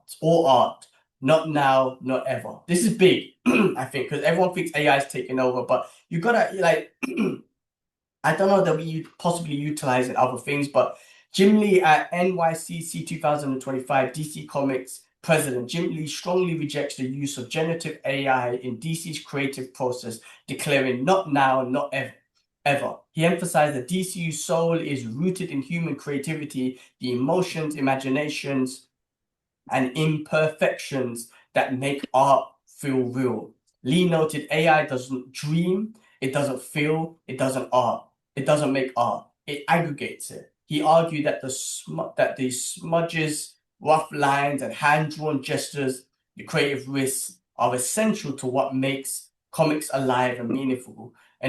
As long as he and Annie DePriz lead the company, DC will preserve this commitment to authentic, human-driven storytelling. That's DC's perspective. John, on AI and comics. And I agree with him. I use generative AI to help assist me when it comes to my grammar, my writing in English, my structure in things. But with creativity, now don't get me wrong, some of these apps, they're amazing, and some of these AI tools are really cool, but it is taking away jobs. It is taking away that creativity. Like, if you've seen some of the videos now, you're like, this is insane. So why are you copying me for? Why you copying me? Why are you copying me for? My little daughter, man, she makes me laugh. So I'm happy to hear that they'll stick with that and they won't generate things on AI and keep it to art, man. That's what we love. That's why we buy comics. Is yes, we buy it for the stories, but the artwork is what brings us in. It's what captures our eyes. It's that visual stimulation. And seeing those imperfections does really help. Like, I mean, clear example, man. Like, Rob Liefeld and his exaggerated drawings. Tonks Captain America chest, and you know, those are the things that like you pick out on, and you're like, you know, it's still like you could do amazing artwork, simplest artwork, and still put it out there, and you will find a audience for it. So good on Jim Lee, man. I'm very happy to hear that. Very happy to hear that. Yeah, all right, awesome. Let's move on. Alien Earth renewed for season 2. So what we got here? And I have to say, listen, I'm going to be very upfront with this, man. I do use AI to help me with the stories and shit, with the breaking news and shit, man. Obviously, I'm not writing all of this. I'm doing the research. I'm doing the prompting. I'm making sure it's legit. But AI helps me with this, so I'm just putting it out there. So on Alien Earth,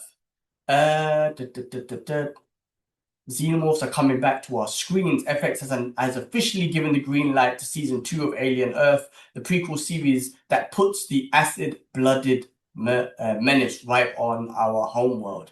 The network and showrunners the series, which airs on FX and streams on Hulu and Disney Plus internationally, was renowned along with a major overhaul deal with creator Noah Hawley. Guaranteeing his long-term creative involvement in the Alien franchise TV future. Production shifts. Sorry, excuse me.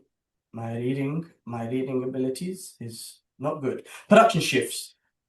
Filming for season 2 is slated to begin in London 2026. This marks a shift from the first season, which was primarily shot in Thailand. The timeline problem. Alien Earth is set in 21,020, just 2 years before the events of the original 1979 film. The series has already introduced exo-xenomorphs on Earth and new corporate power struggles, creating a complex and some say contradictory timeline that season 2 is expected to dive deeper into. The waiting game. Although just renewed, the new filming schedule means that season 2 is not expected to premiere until 2027 at the earliest, making for a potential 2-year plus wait after season 1's cliffhanger ending. The story continues. Season 1 left us with a major cliffhanger involving the synthetic Lost Boys and the human hybrid Wendy, setting up a action-packed second season focus on corporate war between Prodigy and Wayland Yutani over the alien specimen. The decision is final, and we're getting more alien on Earth. We have more alien on Earth. Can Noah Hawley pull off the next chapter, or is he making the alien timeline worse? Let us know what you think. Alien Earth. I haven't seen it, so until I see it, I won't know. So, but I've heard good things, so I'm looking forward to it. Everybody has told me to jump on it, so I'll check it out. But I'm glad it's working, man. I'm glad the franchises have bought the because it was losing at one point. At one point, you're like, what's Alien versus Predator about? Alien resurrection. Like, you're watching these films and you're like, what happened? And you're right. The studios kind of just wanted a cash grab. And it's like, you forgot the substance of why people love these franchises. Like, what Alien Romulus did, what Predator Badlands did. And like, as much as I didn't like a lot of things about Predator Badland, it still was a good watch. It's a great watch. Aliens, I heard, is really good, and so I'm looking forward to seeing what they do next. And I'm glad it's got a next season. But people were absolutely like raving about it. So good to hear. Definitely good. I started off, I found it a little bit slow, and then it turned out to be brilliant. So it was definitely really good. All right, moving on. About Predator. Arnold Schwarzenegger returning as Dutch in Predator sequel. Let's the go. talks are real. The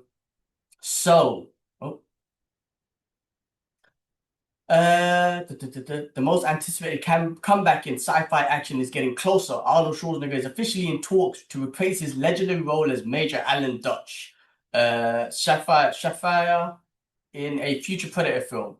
Likely following the success of the new Predator Badlands, the director vision, Dan Trachtenberg, who has successfully rebooted the franchise with Prey, and is behind the new film, has been the driving force, having met with Arnold multiple times to discuss the role for the character he hasn't played since Screen in 1987, since 1987. The animated tease. Fans recently saw an animated Dutch cameo in the bonus ending of the animated film Predator, Killer of Killers. This scene also shows Dutch along with Danny Glover's Haringen and Amber Midfunders now in a chiropod, officially bringing his characters back into canon and setting up a major future storyline. Arnold's enthusiasm, unlike past attempts where Arnold turned down the roles for being too small, the producer has confirmed that Arnold Schwarzenegger is enthusiastic about the new direction the franchise is taking, and the potential ideas being cooked up for his return. The Badland Connection. The future of Dutch likely depends on the success of Badlands, which was released on November 7th, 2025, and is directed by Trachtenberg as well. A confirmed sequel to Badland would be the most likely home for Dutch's live-action return. This isn't just a cameo. This is a potential full circle moment. One of the greatest action heroes ever. Can the 80-year-old Dutch still be an ugly mother effer?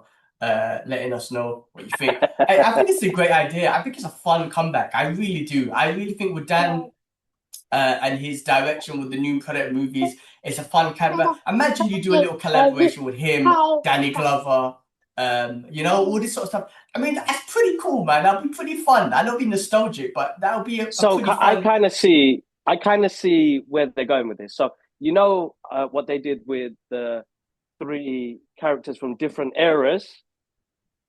They could do that with Danny, Arnold, and Amber coming together. Yes, like Killer of Killers, yeah. Exactly. But they're so old. Danny Glover's like, I'm too old. I know, it'd be difficult.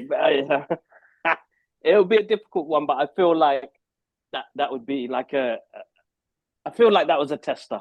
That would be quite good. But yeah, I'm excited, bro. I'm excited. I am excited. It's good to see. I mean, let's see what happens. It's the way it's executed, man. I've realized now, like, the more we do, because we do analyze things now, and as much as we enjoy all of these things coming on, it's the execution of it. As long as the execution is good, we're going to enjoy it even more. Definitely. I'm down, man. I honestly am. I think it'll be fun. All right. Well, sticking in that kind of thing, John Rambo prequel confirmed, and the Russo brothers to executive produce this. So that's an interesting take, or an interesting little thing for Rambo, bringing the Russo brothers. That's a Sisu director, right? Yes, I believe so. The director. All right. So the director duo behind Avengers Endgame, John and Anthony Russo, are bringing their studio AGBO to the legendary Rambo franchise. They are joining as executive producers on the prequel reboot titled John Rambo. The original story, this film is set during the Vietnam War, exploring the formative and traumatic experience that shaped the soldier we met in First Blood. This is a direct exploration of Rambo's origin. The new Rambo, stepping into the iconic blood-stained boots of the young Rambo, is actor Noah Centineo. He's from, I think, the movie Recruiter, who is currently in the final negotiations to start.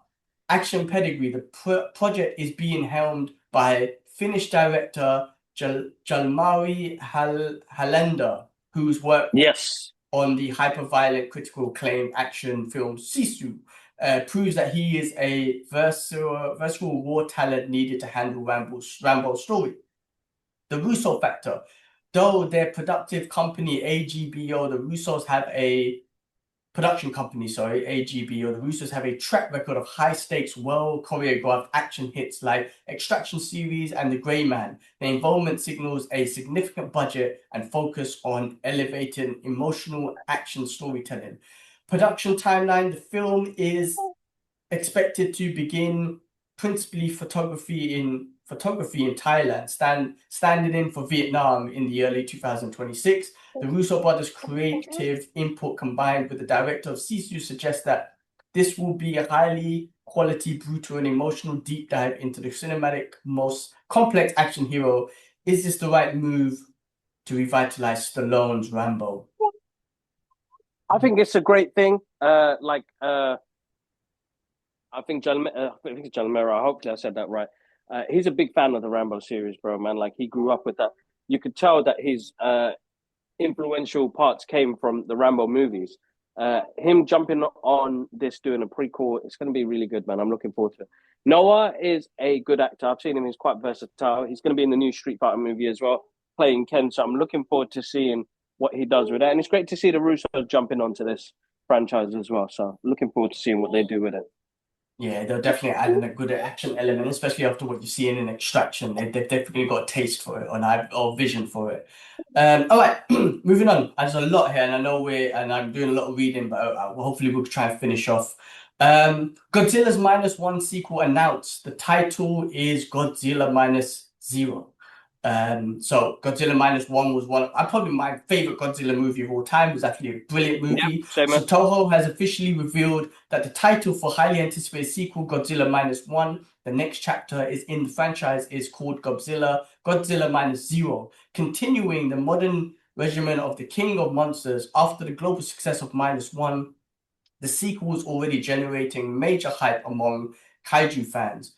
More plot and release details are expected soon, but the confirmation of the title alone has set the fandom into overdrive. So that was Godzilla -1, -0. Look forward to that. I think that's going to be brilliant. The first movie was so good.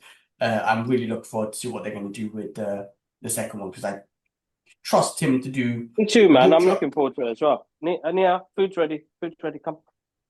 Yeah, no, definitely looking forward to it. Bro, -1. Remember, we were all in cinema for that one. That was absolutely brilliant, bro.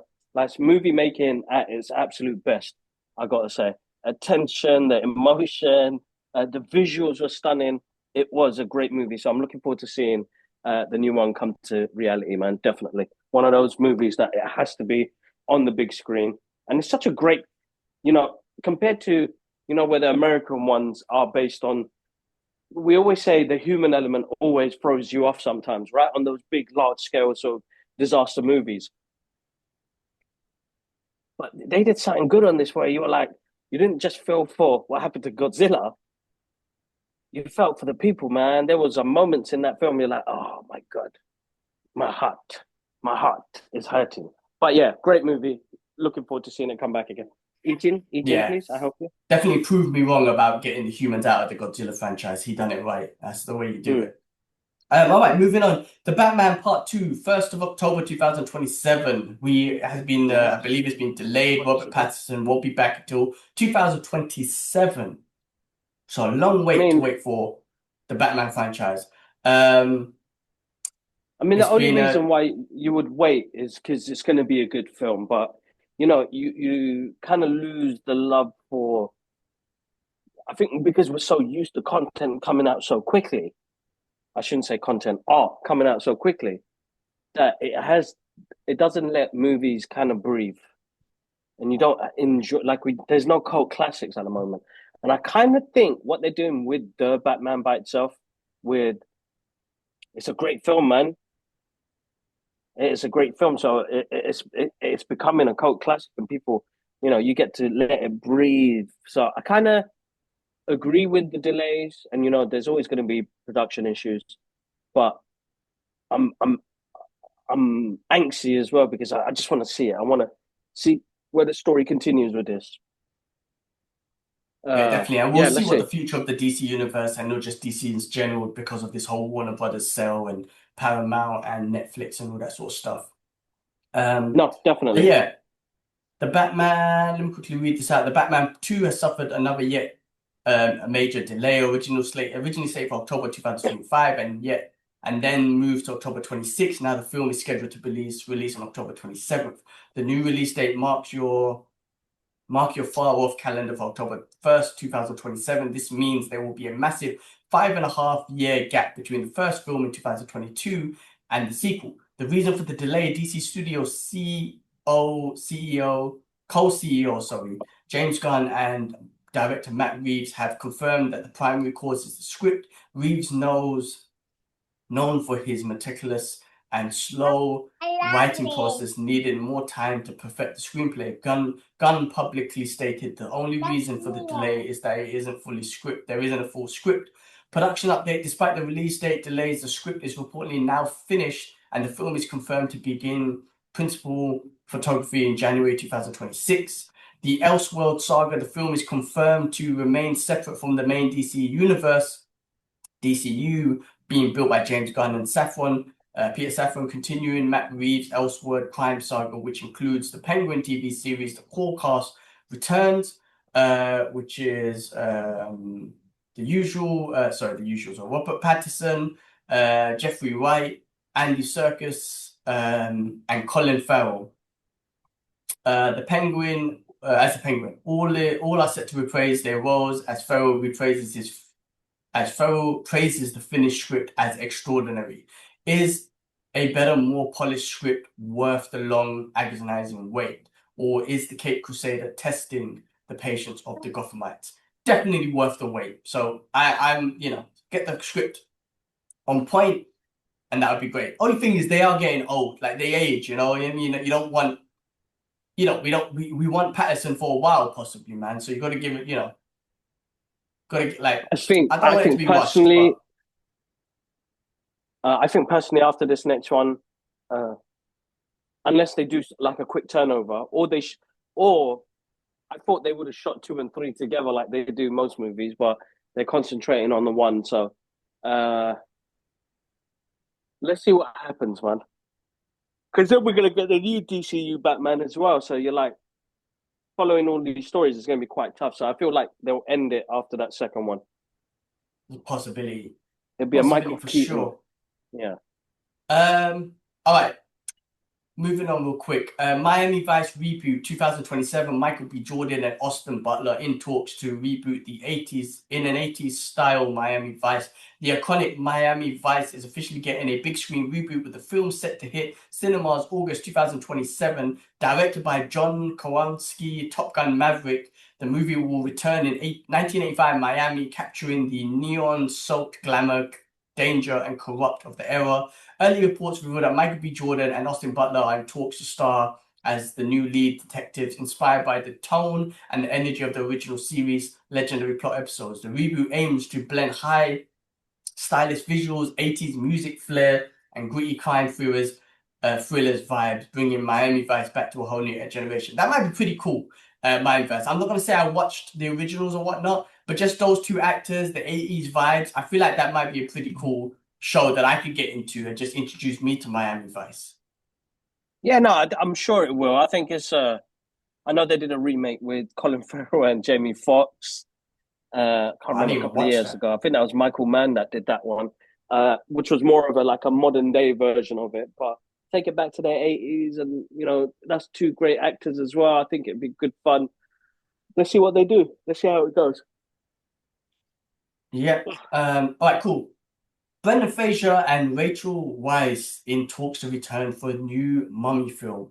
Universal Pictures has reportedly reviewed its beloved Mummy franchise, with Brendan Fraser and Rachel Weisz in talks to reprise their iconic roles as Rick O'Connell and Evelyn Charnel. I can't remember that. Can't pronounce that. The new film is said to be directed by the radio silent duo Matt Valentina Oplin and Tyler Gillett, from a screenplay by David Coggeshall. It may ignore the events of the third film to reconnect with the tone of the originals. Veteran producer Sean Daniel is on board, along with William Sherrack, James Verber, all these names, man. Verdebritt and Paul Nenstein. While Universal has declined to comment, fans are buzzing about the true legacy. I mean, Brendan Fraser's making a great comeback. I mean, if you bring this back, why not? Because this one kind of Mummy put him on the map. So, why not? No, I mean, he's a great actor in general. And I just watched his video I think I watched it last night on my drive home with The Rock. And he's always been working, bro. It's the Hollywood just blacklisted him after the incident that he went through. I think he's a very vulnerable type of actor. Nia, what are you doing? Please. Very vulnerable type of actor that is picking really good roles. Like Rental Family is definitely one I want to see. I want to see it that. looks really good. I'm looking forward to watching that. And then him coming back for Mummy, definitely, man. He's the one who started this, so why not get him back into it? Yeah, so I'm looking forward to seeing what they do. Great to see all the cast come back as well. So yeah, looking forward to it, bro. All right, cool. Yeah, me too. All right, cool. Idris Elba, The Return of Luther. There's a possibly new movie coming out that Netflix is looking to bring out for Luther. Okay, I mean, I think he's better off doing TV shows with that, but like the last movie wasn't that great. Come on, I can't remember the last one. I got into the show, but I can't remember the movie, if I'm be honest. But I loved this character, Luther. I remember getting into it, really getting sucked into it. It was really, yeah, it was really good. What do we got here? Idris Elba is confirmed to replace his role as Detective Chief John Luther in his second feature for film Netflix by The Real News is epic. But the real news is the epic reunion. Alice Morgan is back. The brilliant and delicious, gracious psychopath Alice Morgan is officially returning. She was a major omission of the first film, The Fallen Son, and her intense, twisted chemistry with Luther is what the fans are demanding. The cast reunion alongside Idris Elba, Wilson Dermot Crowley is also returning as Luther's ally. DSU Martin I can't pronounce that. The core trio is set to return for this sequel. The sequel will follow the events of The Fallen Son. Luther who was last seen escaping incarceration, is secretly called back into service to solve a new wave of brutal, seamlessly random murders sweeping across London.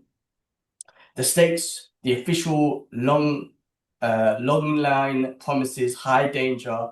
How can he save London when everyone on all sides seem to want him dead? This confirms Luther is still a rogue element fighting both criminals and former colleagues. The production release, the film will be written by series creator Neil Cross and directed by Jamie Payne. Production is set to begin in February 2026. There is no official release date yet, but 2026 or 2027 is strong possible. The reunion of Luther and Alice is the best news the franchise could possibly deliver. Hello? Yep, so that's that. Oh, man. All right. Next news. Almost done, guys. I know this has been a long one and I've been reading a lot, but I've been using Gemini to help me kind of better structure the news with better context behind it, rather than just saying this happened. We give our thoughts, obviously, but I just want to give a bit more structure towards the news and the stories we talk about. So, last couple bits. So, Roadhouse 2 have onboarded Iko Uwais and Dave Batista, which is a stacked cast, man. I know the first one had Conor McGregor. I like Jake Gyllenhaal. I know you weren't the biggest fan of it. I really enjoyed it. The original Roadhouse is the best with the Patrick Swayze. But I genuinely enjoyed this movie. It was an easy movie to watch. It is, but I don't think they should have called it Roadhouse, to be honest.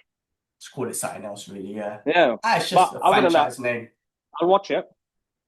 I will watch it. Definitely. I mean, Amazon MGM Studio has just delivered the casting announcement we needed. Action legend Iko Uwais, The Raid and Expendables, the WWE icon turned movie star Dave Batista, the Guardians of the Galaxy and Dune have officially joined the sequel. Action credibility, the casting instantly signals that the sequel is aiming for a much higher level of authentic, hard-hitting action. The addition of Uwais, a master of Indonesian martial arts of Silat, is a massive win for fight choreography fans. A Stuber reunion. Uwais and Batista previously co-starred in 2019 action comedy Stuber. The roles in Roadhouse 2 are currently undisclosed, but we are fully expected a massive clash. I forgot they were in Stuber together. That's pretty awesome. I remember. Stacked cast from the film brings back Jake Gyllenhaal as Delton.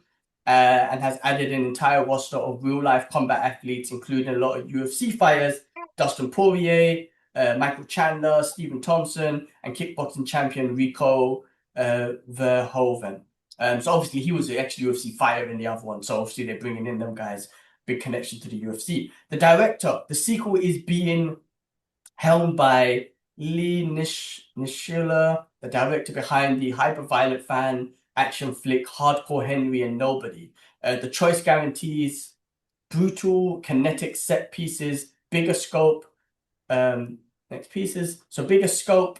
Reports indicate the production of aiming for a greater scope, scale, and ambition than the first film, with filming locations spanning the UK, Malta, Savannah, and Georgia. Get ready for this big bar brawl in cinema history. Yeah, okay, that's a great cast, I think. Really great cast. It is. It's a good cast. I'm looking forward to it, and it'll be a mixture of stuff in there. It looks like now, like fighting and choreography is going to be quite good. So I'm looking forward to it. I think the first one was a good film. It's a good watch. Just doesn't match up to the Roadhouse that we grew up. Well, the original. I love the original. It's so cheesy. So cheesy, but the mystery of Dalton, you're like, I like this guy, man. He's so cool. Yeah. It was really cool. I remember saying when we done a review on it, it's like, man, there's like 5-6 fights broke out immediately. I would have left that job immediately, man. But it turned into this whole drug lord crime drama thing. It's like, man, and then you got this dude, this bodyguard or the security guard of the bar just figuring it all out. But yeah, no, it's a fun movie. I have no qualms about watching it, and I'm looking forward to it, honestly, especially with this cast. Same here, definitely. All right. Grownups 3 is confirmed, man. Summer camp plot Adam Sandler reunion, man. So these guys are coming back, man. After how long? After years of chatter, Grownups 3 is officially development with the core cast making noise about return. The sequel has a confirmed plot. Lenny, Eric, Kurt, Marcus, and Rob inherit their childhood summer camp and reunite for one last chaotic summer. This is a massive nostalgic play, bringing back guys back to where it all started. The cast, Kevin James first sparked the news saying something's happening, and Adam Sandler later confirmed he heard chatter. Reports strongly suggest that Adam Sandler, Kevin James, Chris Rock, David Spade, Rob Schneider will all reprise their roles. The production timeline: filming is currently set to begin in Vancouver, British Columbia in February 2026. This puts the film on track for a likely 2026-2027 release date. The emotional factor: this film will mark the first installment without the late Cameron Boyce, who played Lenny Furter's son, Keith. His character's absence will undoubtedly be added an emotional layer to the family dynamics of the next movie. I don't know if he passed away. I'm not sure. I can't remember who that was. I think it might be. Yeah, I can't remember who that was. I think he did pass away, bro. I feel like he did pass away. That kid, yeah, his son. Yeah, sorry. Yes, of course. Yeah. The kid, yeah, I forgot. Yeah. Sorry, man, forgive me. Yeah, and I remember he had a little TV cameo in Happy Gilmore too. So yeah, he passed away. So that would be emotional if they I guess to the kid's family. The Netflix factor: given Adam Sandler's massive and lucrative deal with Netflix, there is a strong speculative that Grownups 3 could bypass theaters entirely and debut directly on streaming platforms. The band is back together for a trip to summer camp after 12 years. I didn't realize that Adam Sandler has a Netflix deal. That's why it makes sense why he's bringing these classic backs on Netflix, and it's actually kind of fun bringing it back on the streaming service in one way, man. But I'm looking forward to that. Definitely is. He's I mean, it's a good deal, man. I mean, what can you say? It works for him. If he can keep his business running, then why not? Definitely, and he's brilliant. I like Adam Sandler.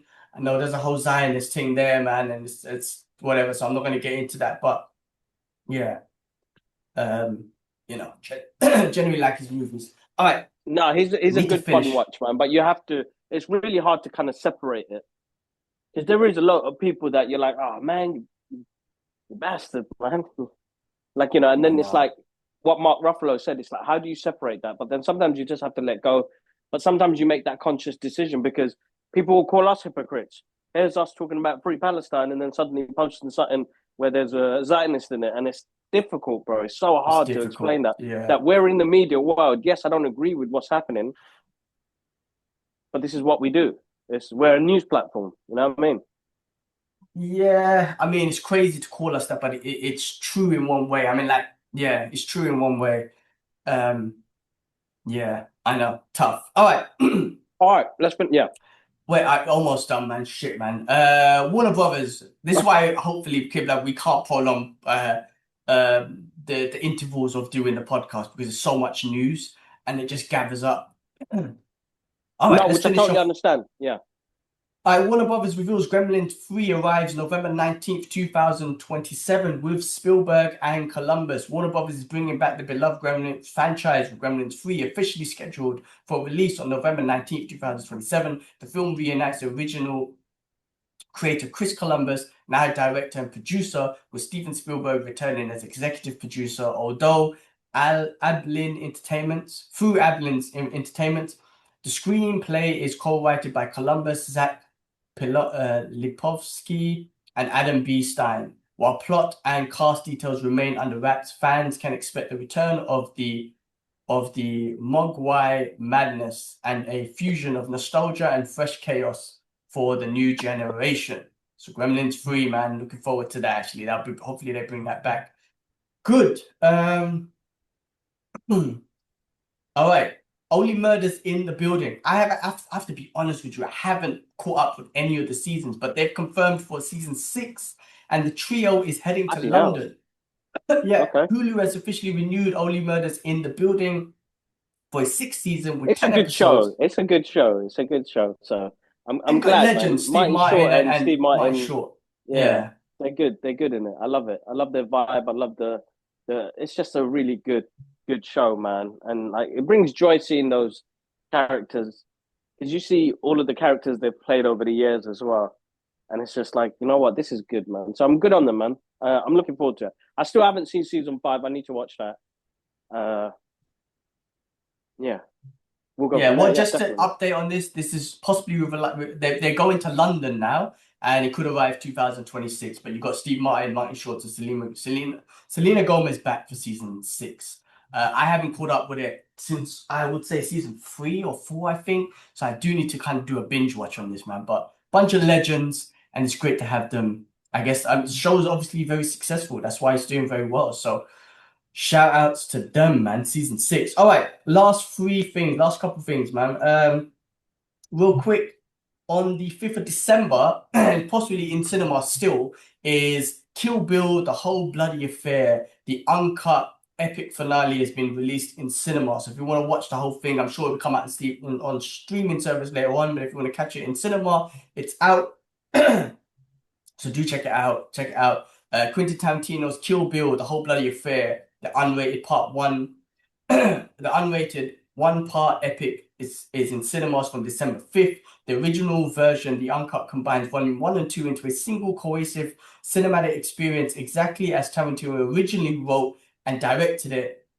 It removes the cliffhanger and recap sections, changing the entire rhythm of the story. The reunion. Prepare for a marathon. The film clocked in at a whopping 281 minutes, 4 hours and 41 minutes, including a 15-minute intermission.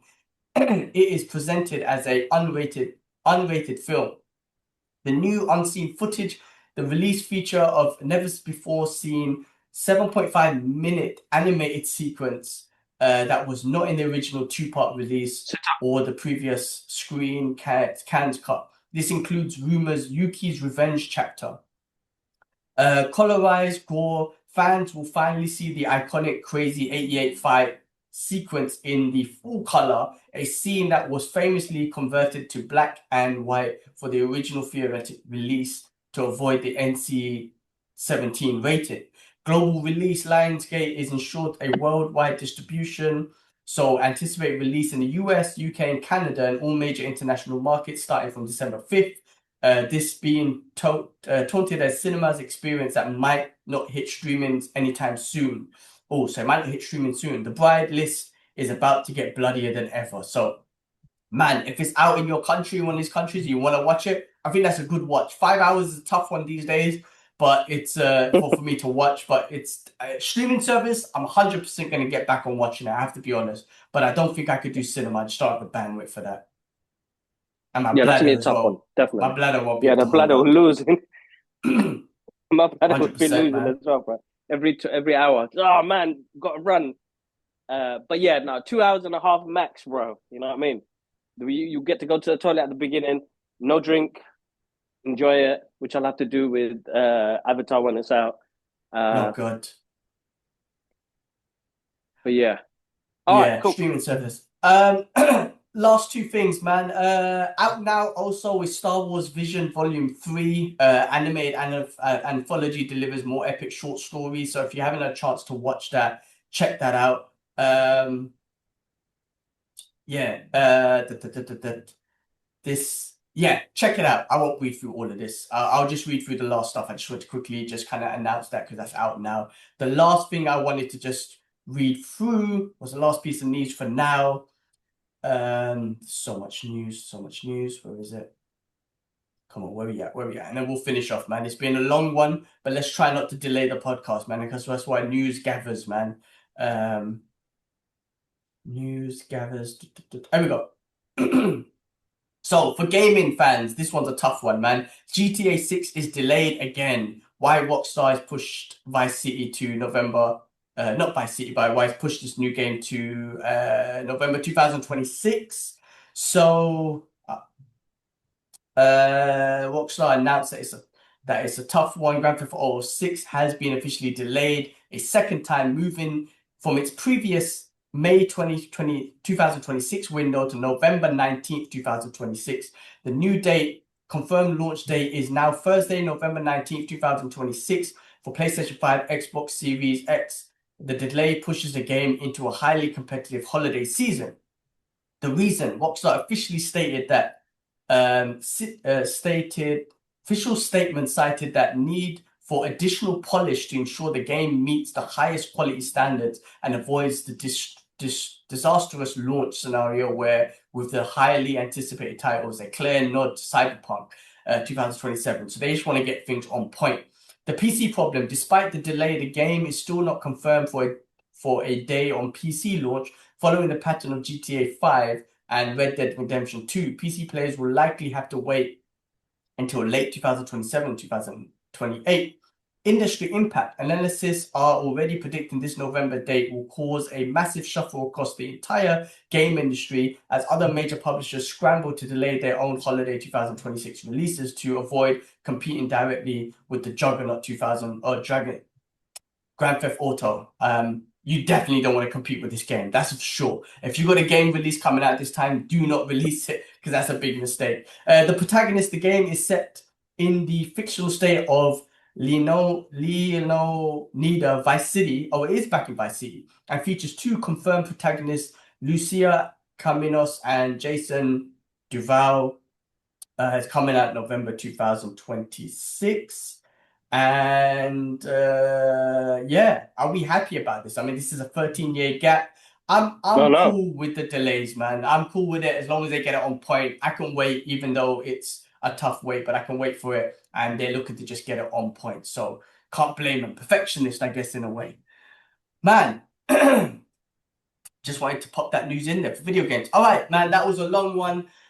We will be back with the Puffy Diddy documentary review next week. But guys, we're trying to keep up these podcasts continuous, Kibla, so the news doesn't gather like that because it gets really long. Why don't you take us out, bro? Yeah, no, that's cool. Let's work this out because I feel like that was quite a lot. And I feel like it's how people digest it. And I think the structure is really good. I think we need to narrow it down a little bit. I got an idea. Out some things that I think we take out some things where, and I think we take out things that people, which we won't be too excited for. Does that make sense? Yeah, no, I get you. What I could do is I could work with AI to simplify the paragraph, so it could just be one paragraph rather than a whole thing. Yeah, I think it's because it gets a bit too word heavy, and then it doesn't really sound like us, which is still good information sharing. It's still good information sharing, but I just felt like it felt less like us then giving the information out just feels too word heavy. And we're not word heavy people, bro. Yeah, you're right. We're simplistic dudes. So I feel like if we can narrow it down where it's not paragraphs like you were reading there, which I found for you must have been tough. My thoughts killing me now. You know what? You're right. You're right. When you say that, you're absolutely right. I did it. It's the first time doing it and reading out exactly. That's what I'm saying. We've got to try it. Yeah, but you know what? You're right. I mean, there's a lot of information there and detailed information about each thing. But you're right. I think what we could do, just go back to before, where I read the headline and then we just talk about it, move on. It simplifies it, but you could still put all the detail in a smaller paragraph instead of. That was quite word heavy, bro. And I was like, shit, my brother's struggling, man. Him, man. Some of the words and the names he's saying, goddamn, people get. Lucky we're not at that point where people make memes out of us, because that'd be quite funny. But still, you know, I want mistakes like Dunkus.